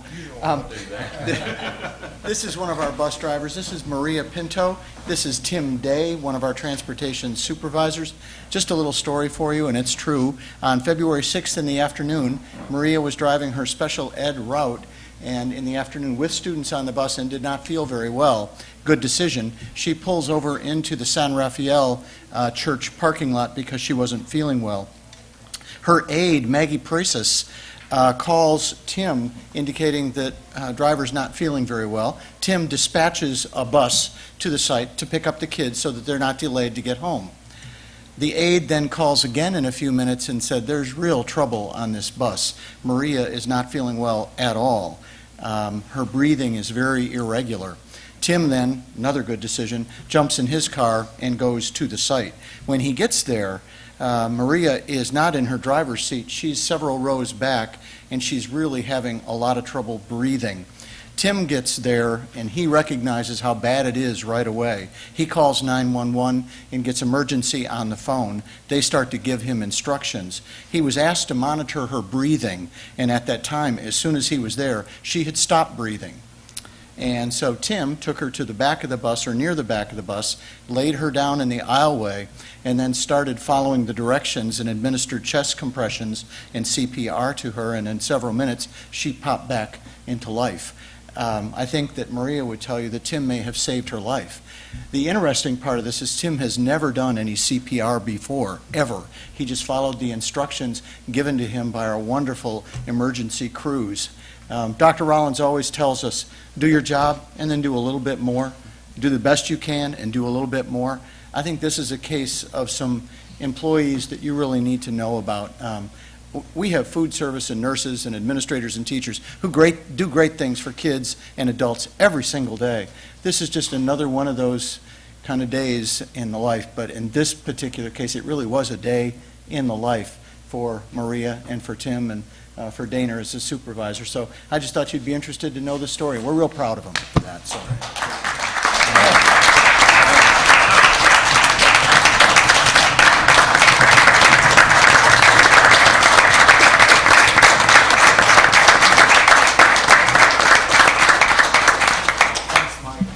You bet, you bet. Thank you.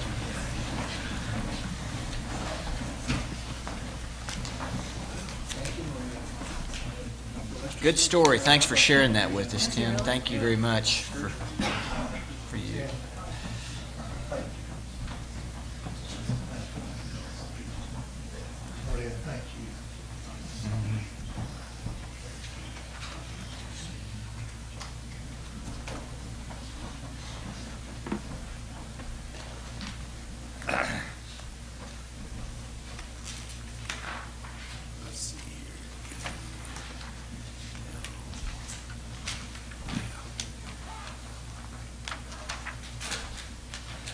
You have a summary package in front of you. I just picked a few important pieces of legislation that are being dealt with even as we speak, I expect. The 89th General Assembly fiscal session is coming to a close, and perhaps tomorrow, certainly by Thursday, as we've been told. Very important work is going on there, and I appreciate the work of our legislators, and I know you do as well. You have received a lot of information, I think, pertaining to this general session. You know that our governor had presented a budget in the $5 billion range. About $2 billion plus of that comes to the public school fund. We are anticipating about a 2% increase as we look at the year ahead. That's a good, positive adjustment. And again, we're very, very pleased that we can stand here and share that with you this evening. That represents about $126 per student. And if you extend that over the third quarter average enrollment for last year of about 20,400 kids, you can see that we would expect about $2.5 million plus in terms of new money to help us go forward in the year ahead. And I would encourage you to listen closely tonight as other members of the team speak with you. There are significant adjustments that will be required as a result of this legislative session. You know what happened in the late fall, December, et cetera, in terms of the adjustments that were required for teacher insurance. You've followed the conversation of the private option. You understand with the legislature's passing of the private option and approximately 100,000 plus poor Arkansans will continue to get health benefits. All that translates hopefully to healthier kids and those children arrive at our schoolhouse door hopefully in a much better position health-wise. All of that is very important to the future of our state.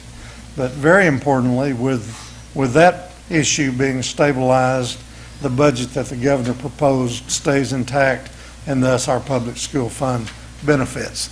And I think about $65 million of the $105 million plus increase that the governor had recommended will come again to our public schools. And I just shared the specific amounts that we would expect to come to our district next year. There are some pieces of legislation that we should be very interested in. I gave you copies of bills that related to administrative decisions at the state level to move money from the public school fund into the charter school fund. You should be very interested in that. The governor recommended a $10 million increase to the facilities funding for the charter schools. The legislature reduced that to $5 million. The governor recommended $10 million go into funding for increasing broadband services to the schools of the state. The legislature reduced that to $5 million. I don't want to get into Kelly's presentation too much tonight, and it may even be that we'll need to reserve this conversation for our April work session. But as the legislature, I think, is looking for every fiscal resource they have to try to address the continuing increases in health insurance, we're folding back now, and we're looking at every available dollar, it seems, and districts are going to be impacted by the adjustments the legislature has made in terms of how to address insurance coverage in the future for the educators of the state. So let's all be students of that, and I'll continue to give you good information. Mr. Luttrell and I spoke this morning, as we do prior to every board meeting, and Mike, I was able to talk with our Arkansas School Board Association staff today, and we'll have representatives of that staff joining us for our April work session. If you all recall, that's an afternoon session. We'll have lunch, I believe, at one of our middle schools on that day, and then we'll come back here at 1 and convene prior to the April board meeting. And normally I would give you a preliminary agenda, but I thought, well, let's see if the board has some things that you'd really like to talk about. And so we've got ample time to put that agenda together as Dr. Jones presents this evening, as Clay presents this evening and talks about the race to the top in the high school. There's so much for all of us to learn in those areas. So we'll have a compacted afternoon session. But if there are things that you'd really like to hear about beyond those topics, or maybe just additional information from ASBA, then talk with me about that. Okay, everybody's planning their trip to the national convention, and travel plans are already in place. I'm satisfied. If y'all need help, or if you need to talk about that, I'd love to do it. The last part on my presentation. Just real quick, Yes, just as sir. a reminder, board, our April board meeting will be on April the 15th. We did move that back a week. I think probably everybody's adjusted their calendars, but just since you're talking about that, I thought it'd be a good reminder. And the reason for that being is that the Tuesday prior to will be returning from NSBA, so there was a need to move that back. Thanks, Mike, for that reminder. Okay. There's information that I'd like to share with you. We've made a decision in terms of our new Associate Superintendent for Curriculum Instruction. Mr. Hendricks, where are you? Everybody knows Clay, but he's going to transition to lead our instructional program, K through 12, or pre-K through 12, and we look forward to working with you there. Marcia's doing all she can to help with the transition. Take it, isn't that what you're saying? We're very proud.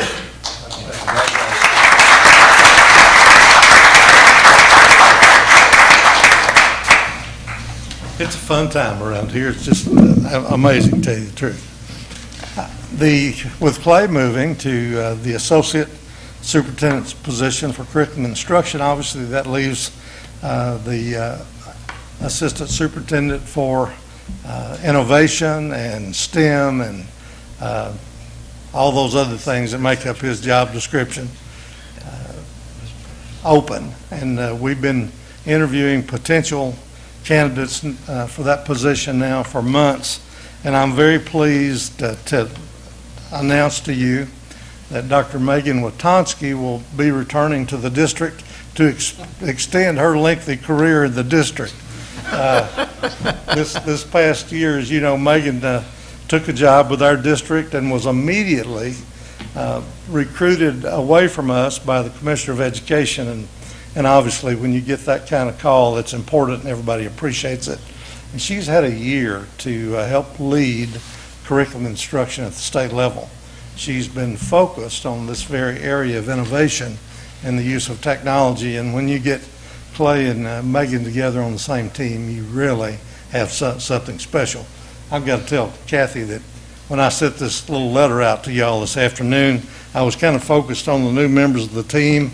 And so I was thinking about Jared and Clay and Kim and now Megan. And Kathy had a panic attack and called the office and said, well, surely Dr. Morley just staying, isn't she? Kelly, she didn't mention you. She didn't mention you, by the way. I don't know what that. Oh, Kelly's worried about Kelly Hayes back there. He's worried. You know, Mike, as I look at this new group of really partners that are coming to our family, I think we really are creating a team for the future. Very, very special group. And those of us who've been privileged to work here for a long time are really looking forward to working with all of these new candidates. So made some pretty important decisions, I think, that will set our district in a strong leadership position for years to come. So any questions you have of me, I'm thinking about what we've seen here for the first hour or so this evening, and I get thrilled by it, and I expect each of you do as well. So. Well, you have truly assembled a great team, and I want each of you to know how wonderful each of you are. I mean, I can't call everybody by name because I'll leave somebody out, but I mean, you impact our kids in such a mighty way, and thank you for helping do that. And you are truly the best of the best. I don't just say that. It is obvious. I mean, just the young lady that was talking about going to D.C. and talking about Arkansas, and when folks talked about Arkansas, they went to Springdale, and that's a reflection of work from athletics to math to PSAT stuff, Shannon, and just the list goes on and on. So thank you. Let me tell you what my teachers and these administrators would have you understand. You set the stage that makes this kind of achievement possible. Hats off to y'all. We thank you very much. Okay, shall we take a little break, or you want to go right on? What you think, gang? Keep going, yes. Nobody wants a break? Nobody wants a break. Okay, Department of Instruction. Give me 6 minutes. 6 minutes. Yeah. Thank you. 4. 6. Y'all, I'm just gonna. You were going to go that way.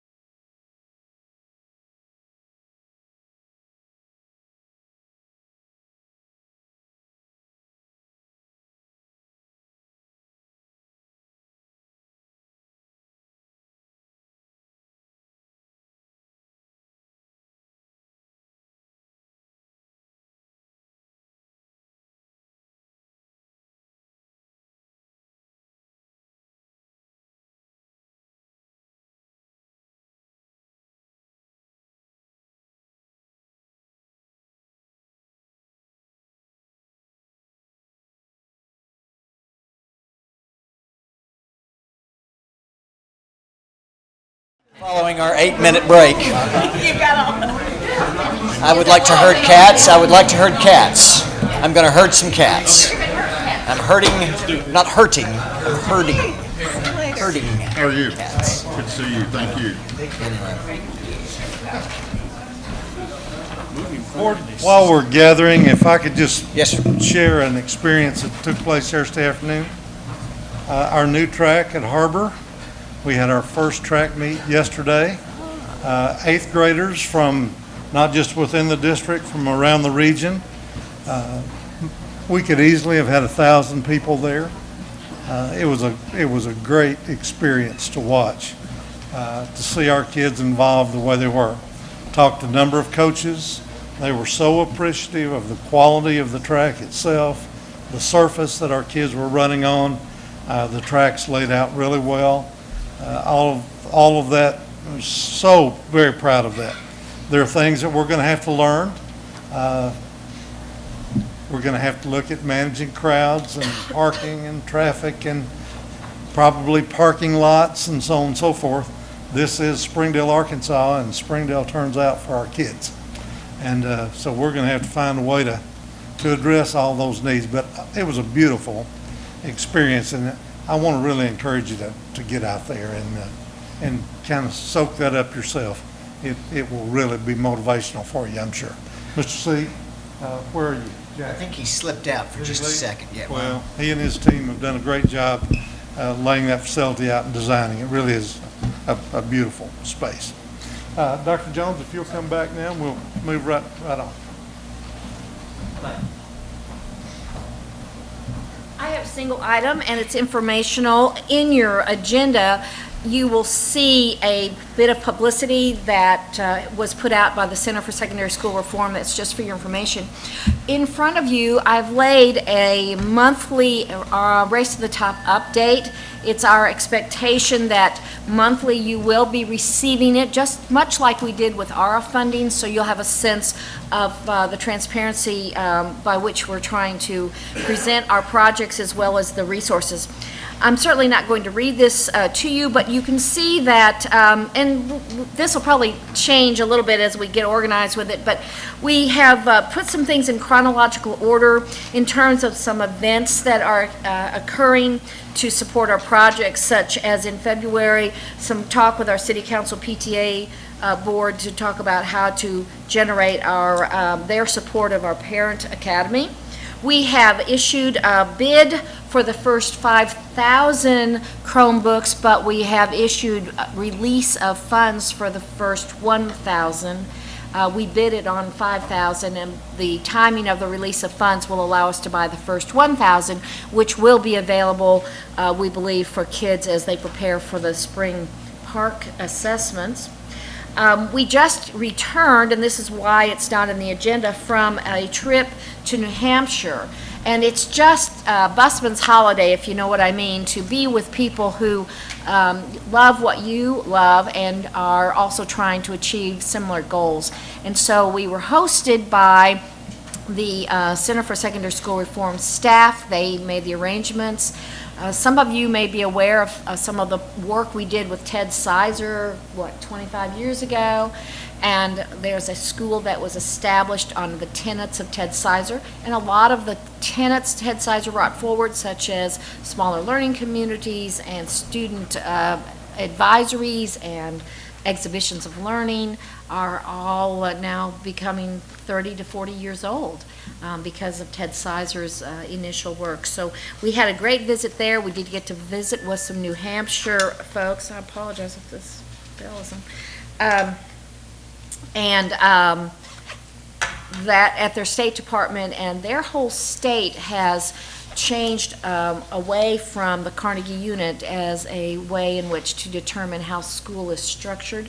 So you see a lot more flexible scheduling and different ways and ways kids are meeting their outcomes of learning. So that was very interesting. I want to turn you over to the about the third page, where you're going to see the presentations we've been invited to make. There'll be more to add to this, as well as the media coverage. And again, we'll be adding more. As a matter of fact, we have an invitation just as of today to make a presentation tomorrow at the Northwest Arkansas Council meeting. So people are interested in what we have to do, Education Task Force, let me clarify who we're talking to. We're excited about other people's interest in our work, and of course that keeps us on our toes to make sure we're doing what we need to be. The very last page, you will see those obligated funds. Again, some of them are yet to be actually spent. We're creating encumbrance lists as well as expenditure lists so that we can keep track of it. These do have the project numbers beside them, so you can see exactly how it aligns.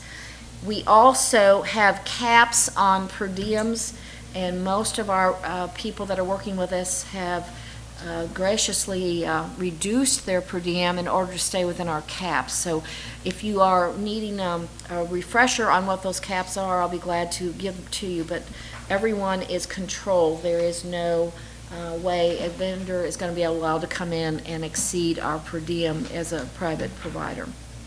So with that, I'll ask if there are any questions. So this would be considered a monthly update? This is this is And you will provide us one of these monthly? Yes. Or someone? Correct. Designee? Right. Via email? We can send it email mail. if you'd like. Either way, I'll be in the, I anticipate that Race to the Top will be a standing agenda item, Dr. Rollins, on the board meeting, and certainly if I can get things in a timely way on the board agenda, it will be in the email of the board agenda. It just didn't make it this time because of our recent travel.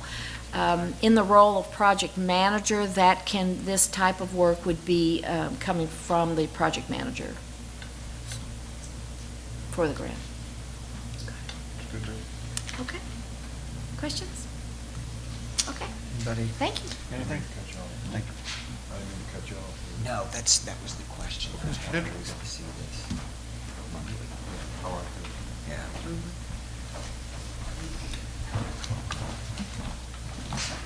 Mr. Luttrell, members of the board, Dr. Rollins. For almost 1 year, very formal plans to innovate in a serious way by creating a different type of learning environment have been underway here at Springdale. We have processed these ideas and dreams through community groups, through our patron shelf, joint council, our administrators, and through this board. And recently, the secondary schools, classified staff, and licensed staffs all voted in favor of becoming schools of innovation. And tonight you have a resolution, I believe they're in front of you, and I'm asking you to approve this resolution declaring your intent to approve the plan of innovation. This is the second to the last legal step in this process. After your resolution, we'll continue to work on our plan, and the final step will be to submit it to the commissioner at the Department of Education, and obviously we'll be seeking for him to approve that. You have a copy of this, and I don't believe I have to read this, do I? No. What's your desire? I don't know that it's necessary for you to read it. We've certainly had it in our agenda to review, and some of what I had talked to Dr. Rollins about this morning you've included as far as this executive briefing, and I notice also the resolution specifically references this statement of assurances that I guess you will get to sign this part of it. I would assume that this is just to be in compliance with the state reg. It is. To do with schools of innovation. This is a formal step you go through to get to that end. Right. Okay. In the Act 601 of 2013, this was one of the steps that we present this to you as the board, and that you pass a resolution declaring your support for it. Okay. So we need a motion to go? We do actually have to take formal action on this particular resolution. So, board, are there questions? And I don't want to put words in your mouth. I mean, the plan is still being formulated. You're still trying to get input from the community as well as some feedback, I'm sure, from the State Department as well. So, this plan will change some along the way till we get it Perfect. Right. Right. We anticipate the big ideas that came from the executive briefing that I pasted into this resolution. We anticipate those will stay the same. We're just continuing to work on the details. Okay. Other questions or comments for Clay before we take a motion, if there isn't? Okay. I'll make a motion Okay. to accept the resolution or to adopt the resolution that was presented to us about the School of Innovation. Okay, we have a motion to accept the resolution. Is there a second? I'll second it. I have a second from Ms. McFettridge. So first by Mr. Hutchinson, Cynthia. Other questions before? Just a technical point. Yes. Obviously, we have a board member who's ill tonight and not here. Our resolution does read that 7 members were present, so we might be thoughtful about a way to get Mr. Dotson's review and input, and if the board is open to his endorsement, then that would be consistent with what you've asked, my hope would be. Are y'all okay with that Yes, if we approach it like that? Okay. Everybody all right with that? Okay. We'll let you work through that process then. Other comments or questions before we call the vote? All right, all in favor of accepting the resolution as presented, say aye. Aye. Opposed? There is none, so the resolution has been so endorsed by this board. Thank you, and certainly keep up your good work. There's good comments out there in the community about this. There's excitement, there's interest. I mean, just at Rotary Club yesterday, some folks that were expressing a great deal of excitement about it, so thanks for bringing it to us. By way of an update, obviously the students that would enroll as 8th graders next year are 7th graders this year, and so we've had a video that's been playing in a kind of a kiosk style at all of the middle schools for parent-teacher conferences, which I think actually end tonight. They were supposed to be last week, but there was some weather. So those end tonight. Parents can take a brochure away, and they can leave a card if they're interested. So we'll obviously be collecting those. The website, sdale.org/innovation, is up, and it has all of this information about the school. So we're just continuing to move forward and putting information out there to our families as quickly as we can. So, And Clay, thanks. would you mention the focus meetings with parents that you have scheduled? Yes, sir. Thank you. We have 2 meetings scheduled right now on April the 10th and April the 14th. Both of those, that's a Thursday night and a Monday night, April 10th and 14th. They're both at 6 p.m. at the Jones Center. And those are focused meetings for parents that are interested or families that are interested or think that they may be. Those have been advertised at the parent-teacher conference on the website and the brochure, just every way that we can advertise those.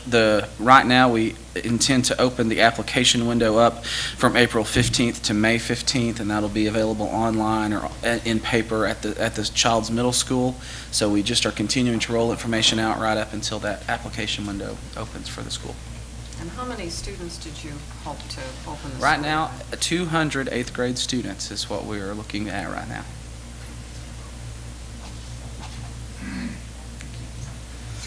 Thank you. Thank you. Exciting stuff. There's a key piece to this. It's where I come into play as the deputy for personnel. You know, we've talked about the iSchool for quite a while, but we're missing a face. We've been missing a face for a while. We've been missing a face of a principal. Dr. Rollins put me in charge of working with the remainder of the assistant superintendents, along with Clay, and Clay's visioned everything. Clay's a master at visioning, and he says he's not very creative, but let me tell you, the man is very creative. In fact, I heard him say that today, and he's very creative. The assistant superintendent group collectively advertised and interviewed candidates for principal of the iSchool, and we went through a rigorous process, put the applicants through a rigorous process, and have come up with a recommendation. We recommended to Dr. Rollins a young man that you may know, Mr. Joseph Rollins. Joe, would you mind to step forward? Joe has been involved in this process since the very beginning. He has helped us vision. He has an extreme tie to CTE. As you know, he does that for the district. There's a huge component to CTE with the iSchool and making sure that we wrap our arms not around just kids who might want to use technology, but who may want to be credentialed in areas in order to receive their associate's degree and maybe go on to work or even to college. So, Joe, if you'd like to address the board. Thank you very much. Thank all of you. Good evening. The last time we talked a lot about CTE. We talked about how that coursework was changing, evolving, becoming a lot more heavily based in technology, and I think the kids here tonight have probably represented that better than I could talk about it. Long gone are some of the trades and the classes that even I took in school, and they're being replaced by robots that you see rolling in across the floor and award winners for our academies. There was a part that was left off of the young lady's speech as she addressed you for just a minute. I want to make sure that I address it because it really hit home to me. I had the opportunity to read some of those applications for the Career and Technical Awards. They talked about family. It gave them a place to belong, a family unit at school, and in some cases even their sole reason for being at school. The young lady in particular wrote a very persuasive essay about how it changed the course of her academic career. That is what career and technical education looks like now. That's what it's doing for our students.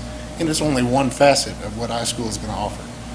You've seen what the plan is. We've talked about career development. We've talked about workforce credentials. We've talked about STEM. We've talked about the early college experience for students who are looking for that at a young age. And we've even talked about what kind of value we can provide to families for that.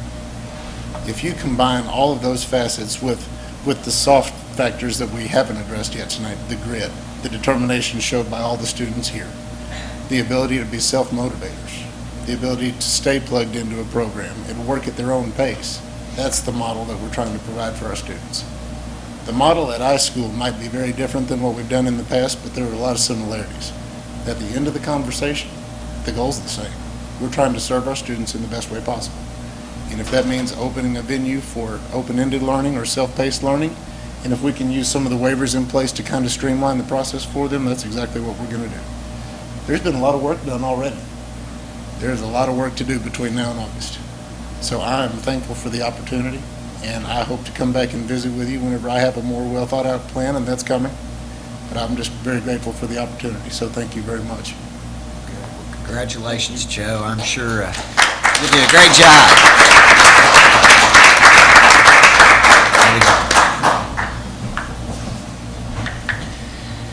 All right, Kim.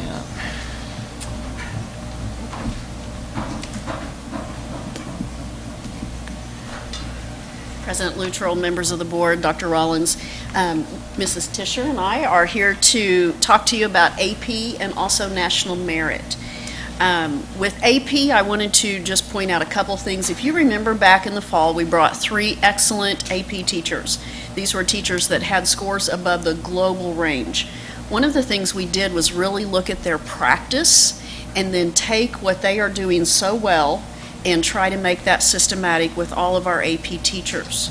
And so we have teachers this spring who are giving mock exams. Every one of our AP students should go through a mock exam, and then the teachers are collaborating together with an AP reader. And an AP reader is a teacher who has been chosen by College Board to go and actually assist with the grading of the actual test.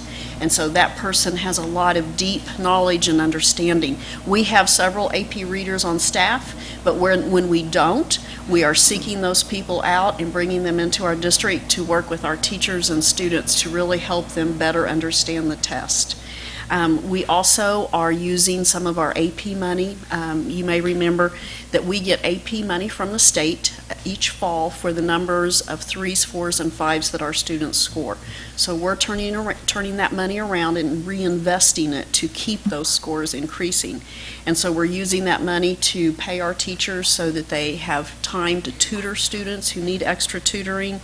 We're also working with our teachers to create SMART goals and strategies so that they are really thinking very deeply about how to move their students forward in deeper learning. We also are using that money to purchase additional resources that our teachers have told us. We meet with the teachers once a quarter and really talk about how can we support you? What do you need? And so we are reinvesting that money in their classrooms that way, enriching their environment. We have, Shannon has worked just wonderfully at HAR-BER with the librarian there, and we have taken all kinds of rubrics and exemplars and created those in large poster size to put them on the walls so that students also have that rich learning environment at all times. I wanted to also make you aware this evening of a couple just new things going on with AP. In the physics area, we have had a course called Physics B, and this has really been a survey course of physics. And teachers and students have complained for years that it's too much. You know, when you think about physics, really you just want to do a survey? No, you really need to learn deeply. And so College Board has finally listened, and they have broken that course into 2 years. So now they have AP Physics B Year 1, AP Physics B Year 2. And so this will be our first year that we'll do Year 1, and then of course next year we'll add Year 2. But that will enable our students to really deepen that knowledge, which is what they need when they go on to the college level. We have AP Human Geography now as an elective at the senior high level, and so we are expanding that, also offering that as an elective to ninth graders. This is something that you see in AP programs across the state and nation. It probably will not be a big course because when you think about it, as a ninth grader, you're taking college curriculum. But for those students that really want that additional challenge, this will be an extra way to earn another AP credit. The new course that we have, as Dr. Rollins and I talked about, you know, when you add economics as a requirement, then you definitely want to add the AP equivalent. And so that's what we're doing. We will have a new course. It is AP Microeconomics 1 semester, AP Macroeconomics the 2nd semester. There are 2 different tests, but students stay in the class. It's not like you just take 1 semester and then show up in May and take the test. Instead, you enroll in both because the teacher is going to constantly revisit those concepts. This year, we are only adding this as an elective. And the reason is we have economics, the regular course, as a 9th grade course. Micro and macro are just not, they are just not right for 9th graders. Those are 2, I can see some of you shaking your heads remembering those courses in college. Very, very difficult courses. And when we met with the social studies department heads from all of our junior highs and high schools, and they went back and they visited with all their teachers, everyone was in agreement. It's too much for 9th graders. So we're just going to offer it as elective right now. We will continue to look at the scope and sequence of our social studies department to see if there is a better fit. But right now, all of our students will take economics. That will be just a good foundation, and then for those who want to take it as an elective in high school, they'll have that opportunity to do that. Can I answer any questions for you about AP? A question that's been asked of me is how are we preparing the 9th grade teachers that are going to teach that AP class for what they're going to face? Absolutely. Just like we are preparing any teacher for an AP class. We are sending them to the Institute this summer. We've already identified 4 teachers who have the background and experience to do it. They are already registered for the conference and ready to go. And then the advantage is that we already have teachers at the high school level, so they will have a very strong professional learning community to learn from. Thank you. You're welcome. Can I just ask on the front end, Yes. the term simulation, is that in this conversation? This can't just be a theory-based program. We've seen that over and over again. These kids have got to get their hands on it. They've got to apply the learning. With Simulate economics. businesses, whatever. With AP Economics? Yes. You are exactly right. And that is part of the difficulty, is really the hands-on that needs to take place, because otherwise you are just talking about abstract concepts that our kids don't get. And so that is an excellent point. And I've even read some very good literature that talks about, economics is the perfect place for project-based learning. I mean, it just works so well. And so I think that would be great for us to really investigate that more. You've got some great mentors sitting right in front of you here. Very true. Advisory councils. Very true, very true.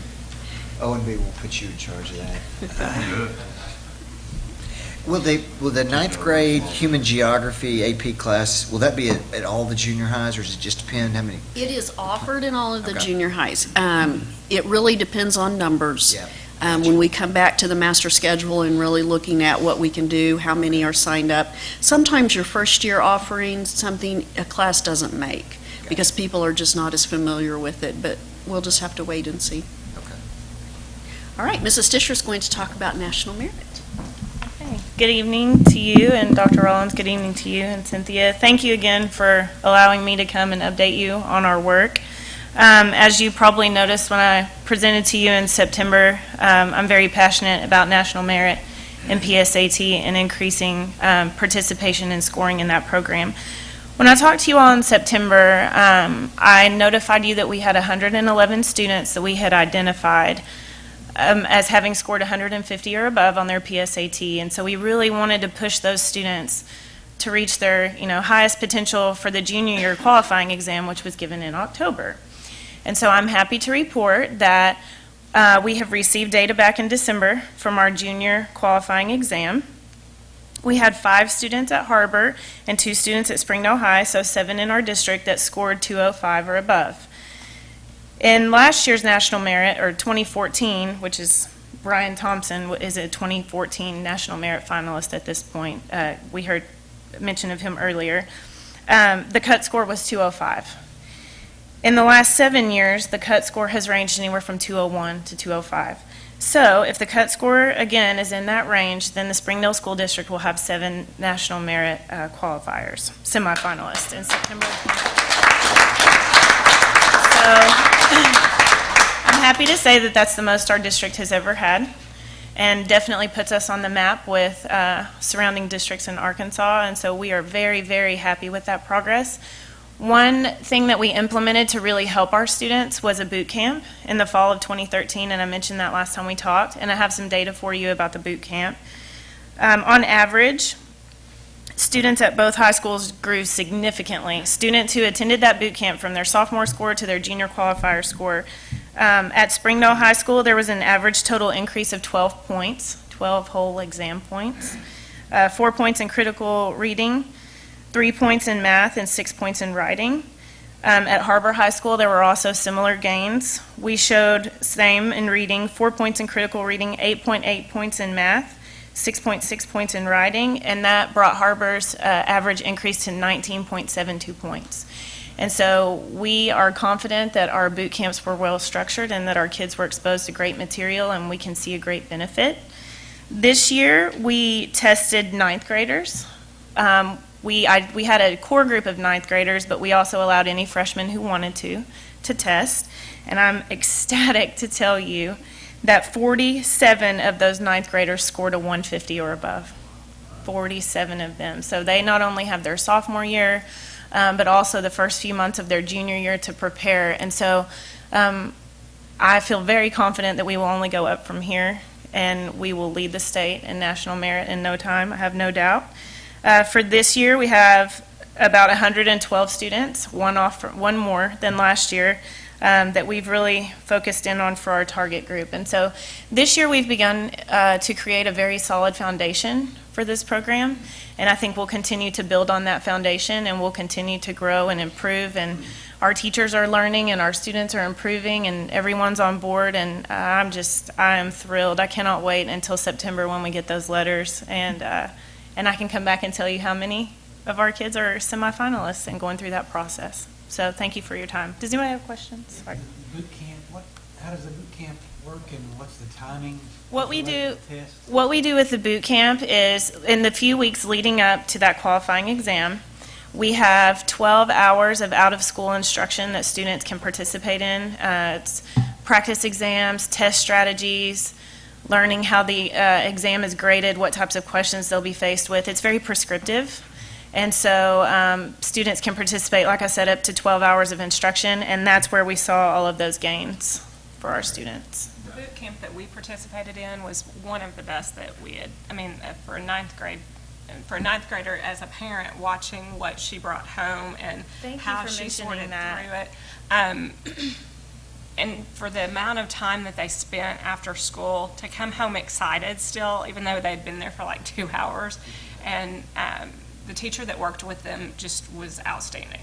And it showed, obviously, in their scores. And so we were very, very thankful for. Thank you for mentioning that. Last year, one junior high held a boot camp. Both high schools held boot camps, and one junior high did. This year, all 4 junior highs will be holding boot camps. And so that will be a district-wide initiative as well. And it is fun to see how excited they get, and they really get competitive about these scores. Very. I love it because I'm competitive too, so I like it. Yes, sir. You said we have 7 that are at 205 or better, That's correct. but over the last 7 years, the cut score's been anywhere from 201 to 205. So do we have some more that could possibly be finalists if the cut score is below 205, or we got some right on the edge that? Yes, we do have a few. And I would say, I would have to look at the data to make exactly sure. I know we would have at least one, depending on where it fell in the range, possibly 2. For the purposes of reporting to you all, I really just stuck at 205 since that's where we were last year. But 7's great, but 8 yeah, or 9 would be even better. that would be So, great, yeah. and I would be ecstatic. I would maybe even do a cartwheel. So yeah, I'm very passionate about this, and our teachers are too, and I know our administrators, and we've come together as a great district team for this. Both high schools have worked very well together. We spent a lot of time together. I called the 4 teachers. There's 2 at Springdale High and 2 at HAR-BER. We call them the PSAT Dream Team. And so they've spent time together, and we've trained them and supported them, and they've done amazing things with our kids. And I love the competitive spirit, and I love to see it. We bust over the freshmen. So the George and Lakeside freshmen went over to Springdale High, and Central and Southwest came to us, and it was so awesome to see them come into the high school, into that testing environment, and had their game face on, and they were excited to be there, and it was a great experience for them as well. So, any other questions? You're doing a great job, Thank both you. of you. I mean, these 2 parts of the report were just great to be able to read, and I know Michelle and I got to attend one of those meetings, and it was just good. It gave us some encouragement of what to do, because I just think that people don't know what to do, and you helped us with that, so. And I love thanks. the idea of having the class so that they can take it if that's really something they want to focus on. And so I just think that that's Well done. great. Thank you. Well done. Thank you. Thanks.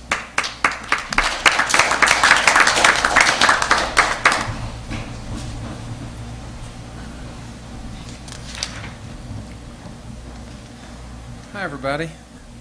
As you already know, I'm going to give you a little update, just a public update, about our calendar. Seems like we do this a lot. I'm sorry, but hopefully next month we'll talk about next year's calendar. But I Did know you see what the weather's supposed to do tomorrow now, how it's changed? I'm kidding, I'm joking. I hope it's okay. From going last week, about this time, we were wondering if we could have school tomorrow, to this week, sweating and using the air conditioner. That's Arkansas, right? Well, I wanted to give you an update. You know already our policy for the academic calendar.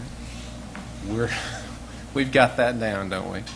I wanted to provide you, and you have it in your packet, an updated calendar that shows the quarters.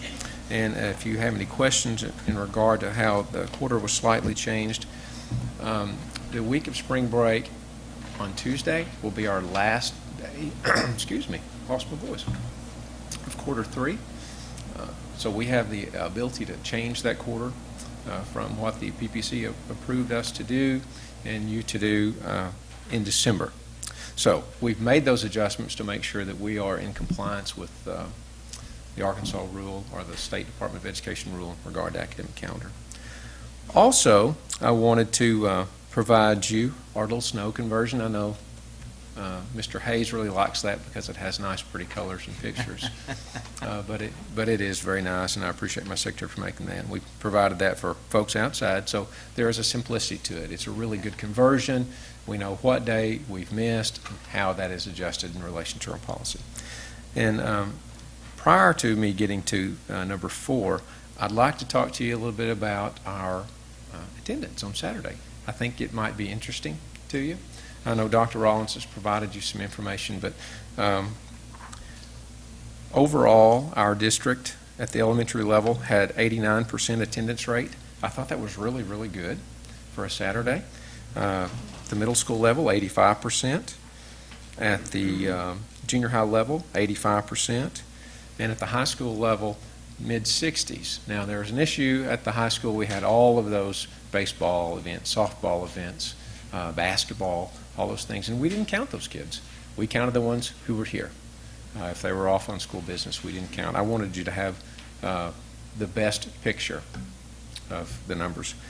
I also thought you might be interested in our student attendance, or our teacher attendance. Would you like to? Okay. Sure. Overall, our absentee rate was 6%. So most everyone was here. We had roughly 3% were on personal days, and roughly 3% were sick. So other than that, we had a small percentage that were going on school business. What's a normal day? About the same. Okay. About the same. Today was a little bit more. I pulled a report at the end of the day. But depends on if we have school business. If we're doing trainings at the PDC, those numbers fluctuate a little bit. So I thought that was good. I thought you'd be pleased. I know Dr. Rollins was very pleased, and the staff was pleased. So I'm proud of our teachers, proud of our whole staff. They have just been remarkable through this whole process. Obviously, there are some challenges, and again, Dr. Rollins, Springdale rises to the challenge. And so I'd like to commend everyone publicly for their efforts. The final portion of my presentation to you tonight has to do with a Race to the Top grant for teachers on special assignment, and we just named them TOSA G. There are several TOSA positions that we're going to be adding for the period of the grant, and there was some concern with the leadership team all the way through to teachers in regard to, okay, if I apply for, let's say I'm a teacher and I'm really great at curriculum and I'd like to be involved in the Race to the Top curriculum writing. What happens if I take that job and somebody takes mine? Okay, I'm a great instructional facilitator. I'm at one of the schools. I go for 3 to 5 years. What happens at the end? Am I just out? So Dr. Rollins said, Jared, let's work this through, let's process this, and make sure that everyone has a comfort level of what happens at the end of the grant. So, pull together a good team of current instructional facilitators, curriculum writers, Dr. Jones's, what I call Dr. Jones's group, and they were very thorough, had some principals too. And we talked through the process of what it would be like at the end of the 3 to 5 years.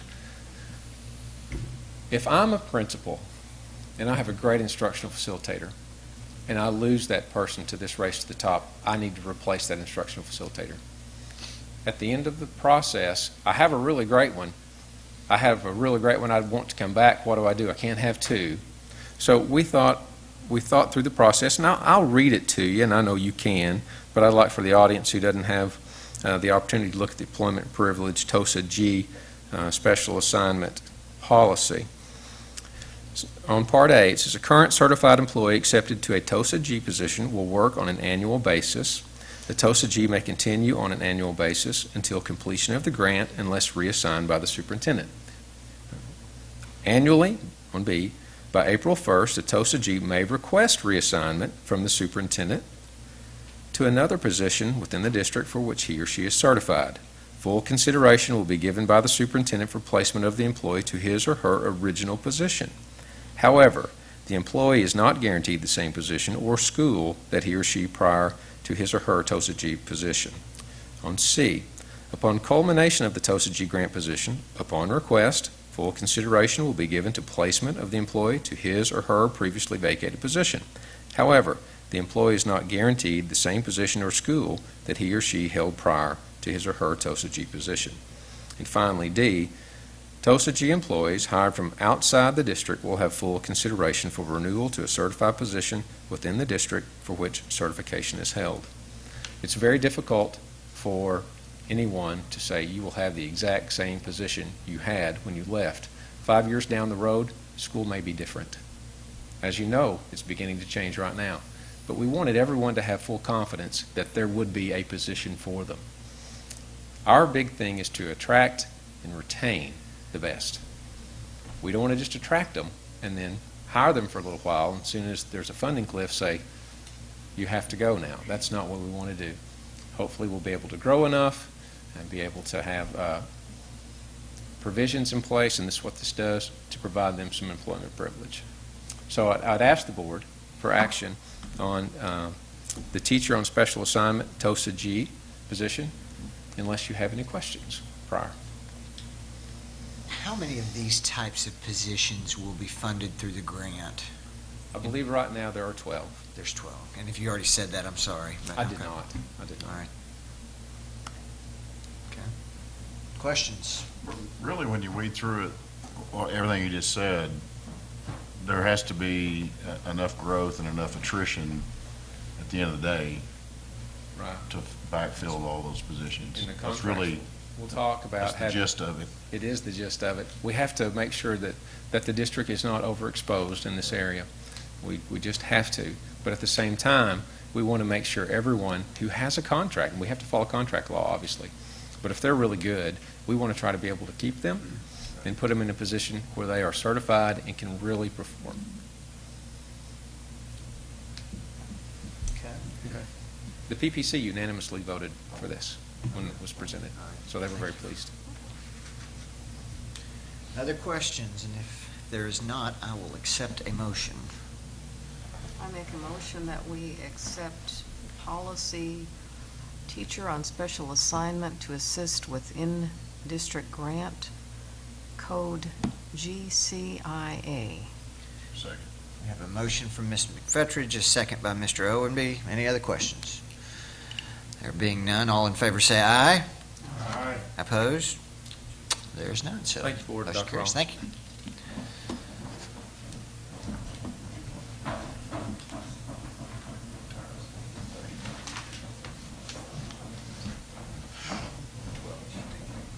Members of the board, Dr. Rollins, I think my report's on pages maybe 79 and 80 for you. I really wanted to say thank you for recognizing Tim Day and Maria Pinto for their efforts. It means a lot to our drivers, so I really do appreciate that. We've had a very rough winter behind the wheel, but we've had very, very few accidents, none of any merit or circumstance. So it's been a good year for the fleet. It means a lot to have somebody like Tim who works very hard recognized, so I really thank you for that. How did the drivers do on Saturday? He didn't really speak to that. How did the drivers do? Yeah. It was pretty much just like everything else, a regular day. When we got there in the office, there was a lot of confusion about drivers hitting certain stops, and some children that should be there were not there.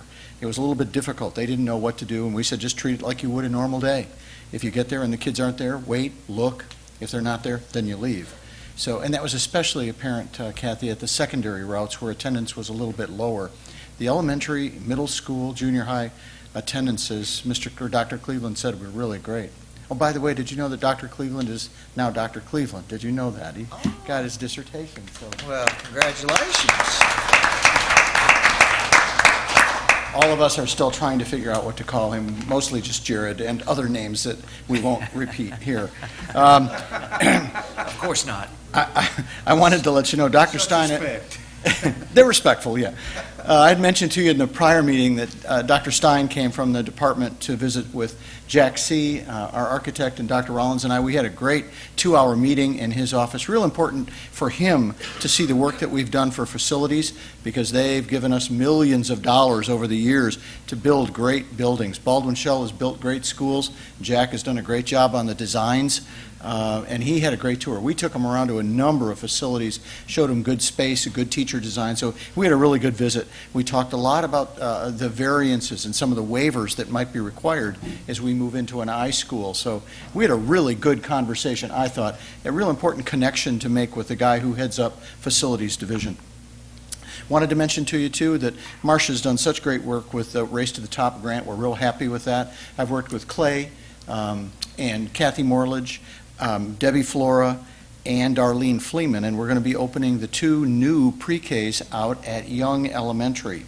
They will draw, there's a building that has some space. Debbie's been great to work with, very accommodating. We will draw from the center and the center east from kids that are already on that waiting list. So this is not going to necessarily draw from the west side, but that population, those 40 kids are already there in the center of town and center east. And so that will be a nice transition to that building. We've come up with a site. We've worked on junior, and the boys have already been out to redo some rooms, and we're ready to go. And that's really good to be able to serve with the grant 2 more sections of pre-K right away. We're also going to have 3 more sections over the next 3 years. So this grant allows us to up our pre-K enrollment by another 100 kids over the years. And that's been a big priority for the district and Dr. Rollins, so we're really glad for that. If you haven't been out to HAR-BER yet, the work has started. They're moving earth, and it's a little bit messy looking, but I did want to give you something that I thought might interest you. We have a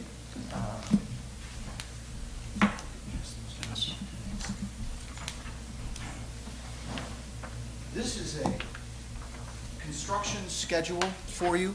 If you get any questions or comments as this stadium comes out of the ground, this will show you everything you need to know. I apologize for the font. It is a little bit small, but all of those bars indicate important dates. This is a complicated project, but yet it's basically concrete and steel. And as you look around, we have already started all of the site work. They're working out there inside the fence. By the way, we had our first track meet yesterday. We have learned that we have some parking issues out there, and we're going to get to work on that. Coach Stellick and I and Jack have been talking a little bit. Dr. Rollins knows it. We've got a few issues, but I'd like you to look at this. The main thing here in this is note the end of the schedule. We're kind of looking at about mid-August to have this done, and we will need that buffer time, I am sure. That's a very, very aggressive schedule. But when you get questions and comments from the public, it's our pledge. We're going to play football there this fall. That's our pledge. In order to do that, we need a little bit of buffer time. So you'll see this schedule. We're having final inspection from the city and everybody else really right around mid-August. And we're going to do that. That's our pledge to you and to the community. So just for your edification, you can have that. You heard some comments from Dr. Rollins about the private option, just my last comment.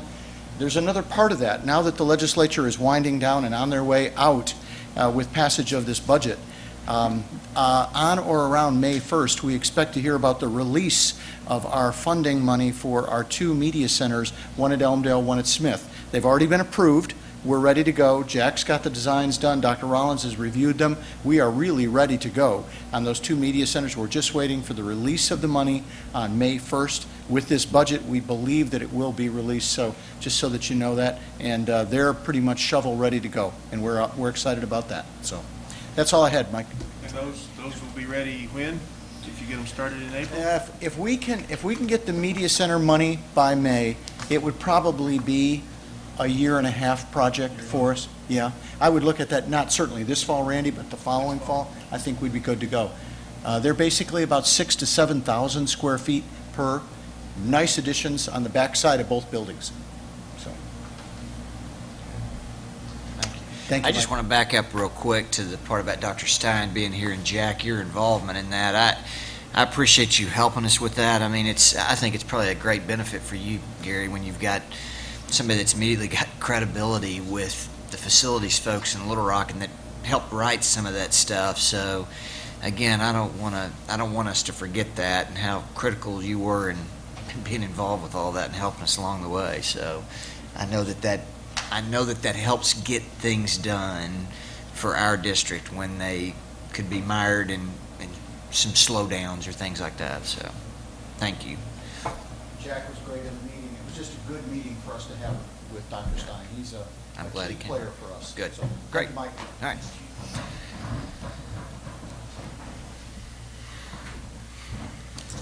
Well, with my name being left off Kelly, the he's memo still- earlier, and then today Dr. Rollins called me up to his office and he said, "Hang on just a minute, I need to call Greg Murray." And I'm starting to get really paranoid here. I can see that.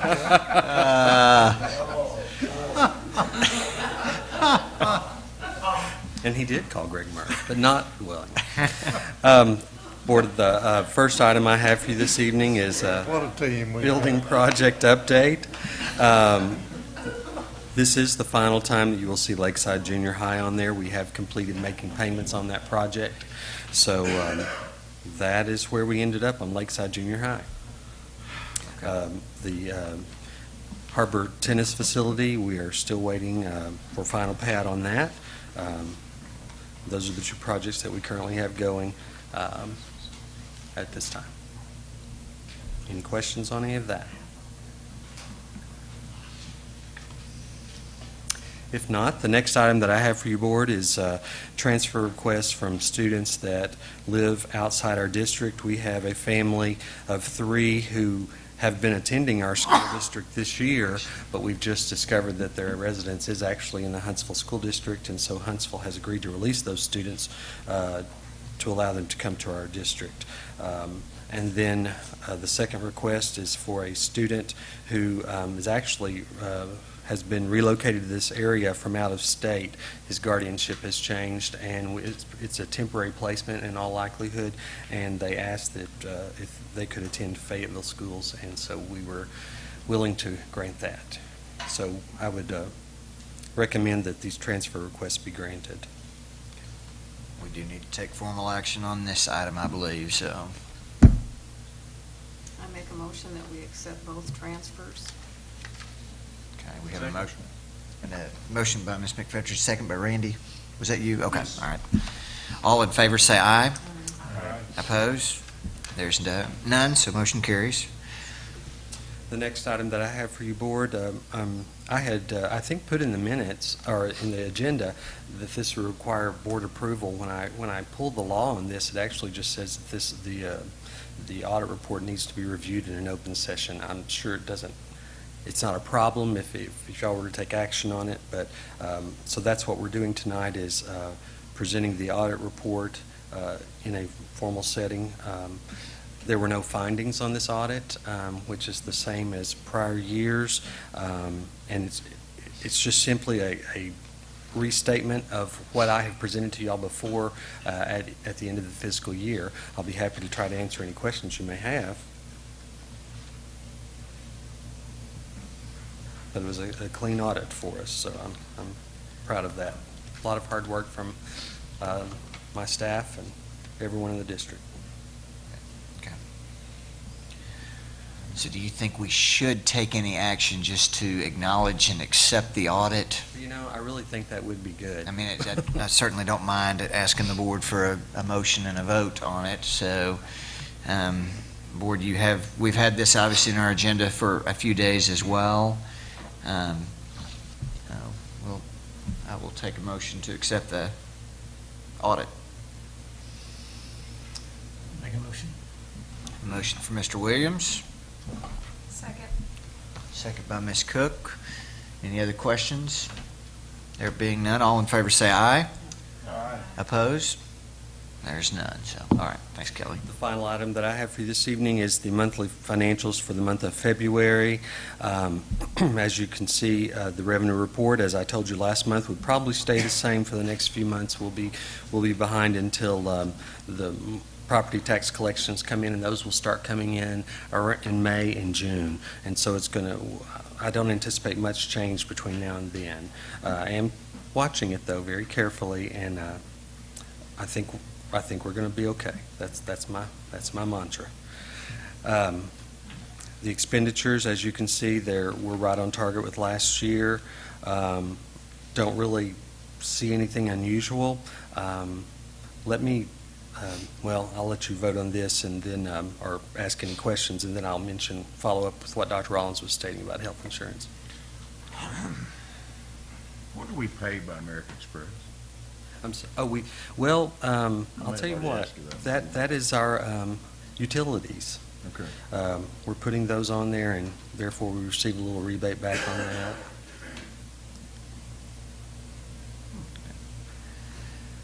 I know there's always great stress on revenue and expenses, and there's much to manage there, so we appreciate you doing that. Questions for Kelly, and if not, we'll take a motion to accept the financial report. You feel like it's going to balance out? Well, I'm hopeful that, I don't know that I'll meet 100% of my revenue budget, but I don't think I will expend all of my expenses either, so I think I'm going to be fine. I really do. So like 2 or 3% either. I don't even think it'll be that far.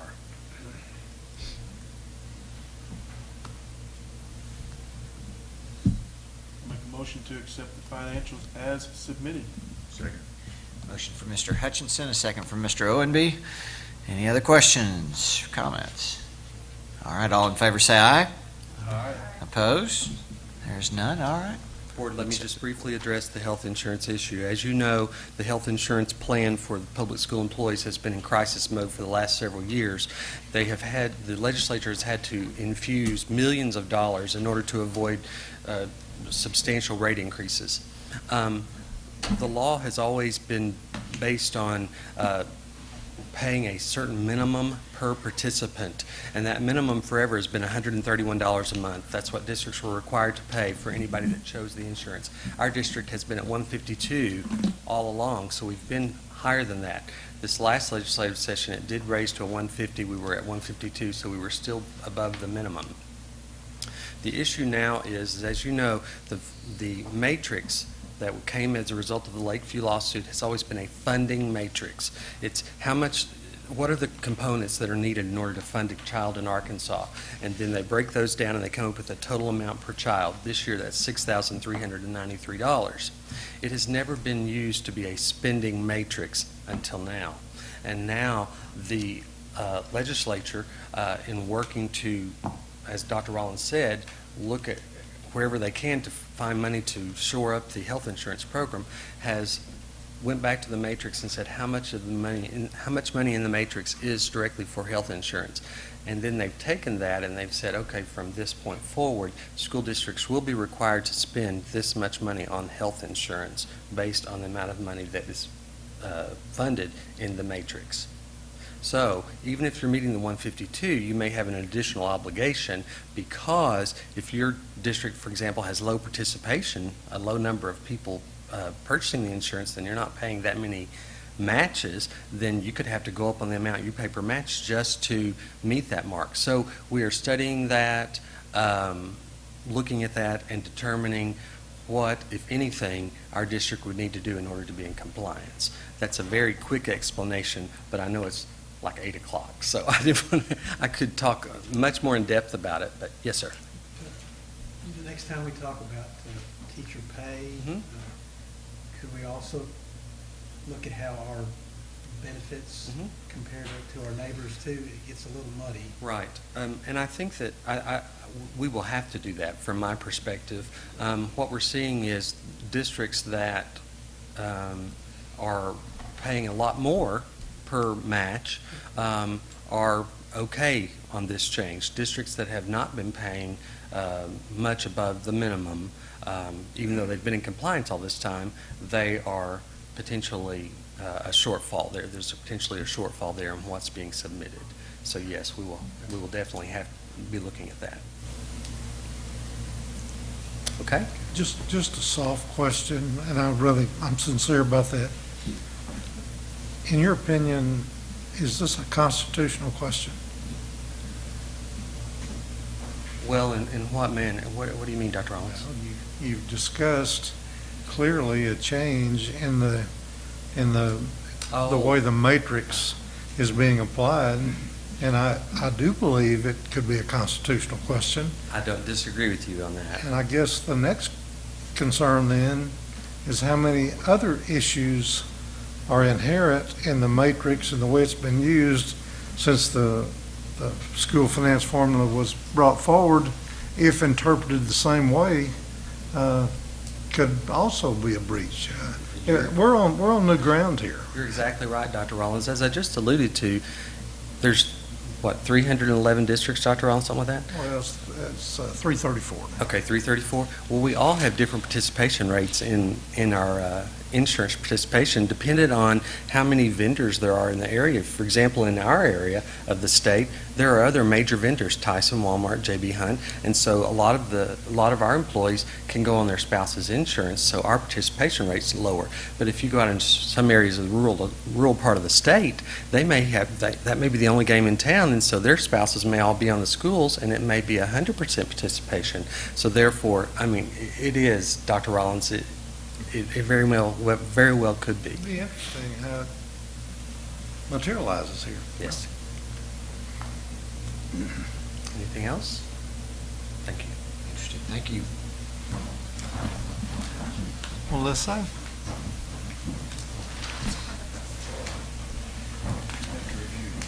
Well, we just wrapped up Read Across America Week, and Arkansas actually got a grant from NEA to have they picked 4 districts in Arkansas, and Springdale just happened to be one of those, and then they contacted me to pick an elementary school, and well, I work at Hunt, so that's where, they came. And they wanted me to be at the event, and I didn't want to miss school, so it was just easier if they were coming to my school. But the event was all the second graders in our school got to go down, and there was a cat in the hat there, and thing 1 and thing 2, and they read several Cat in the Hat books with the kids, and the kids read aloud with them.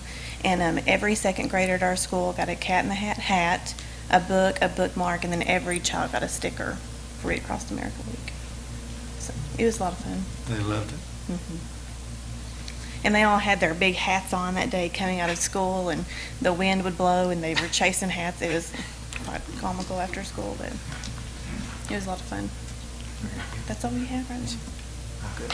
Thank you for coming. Thank you for all you do, Melissa. That's great. All right. And with that, I believe we are adjourned. Thank you, board members. I appreciate it.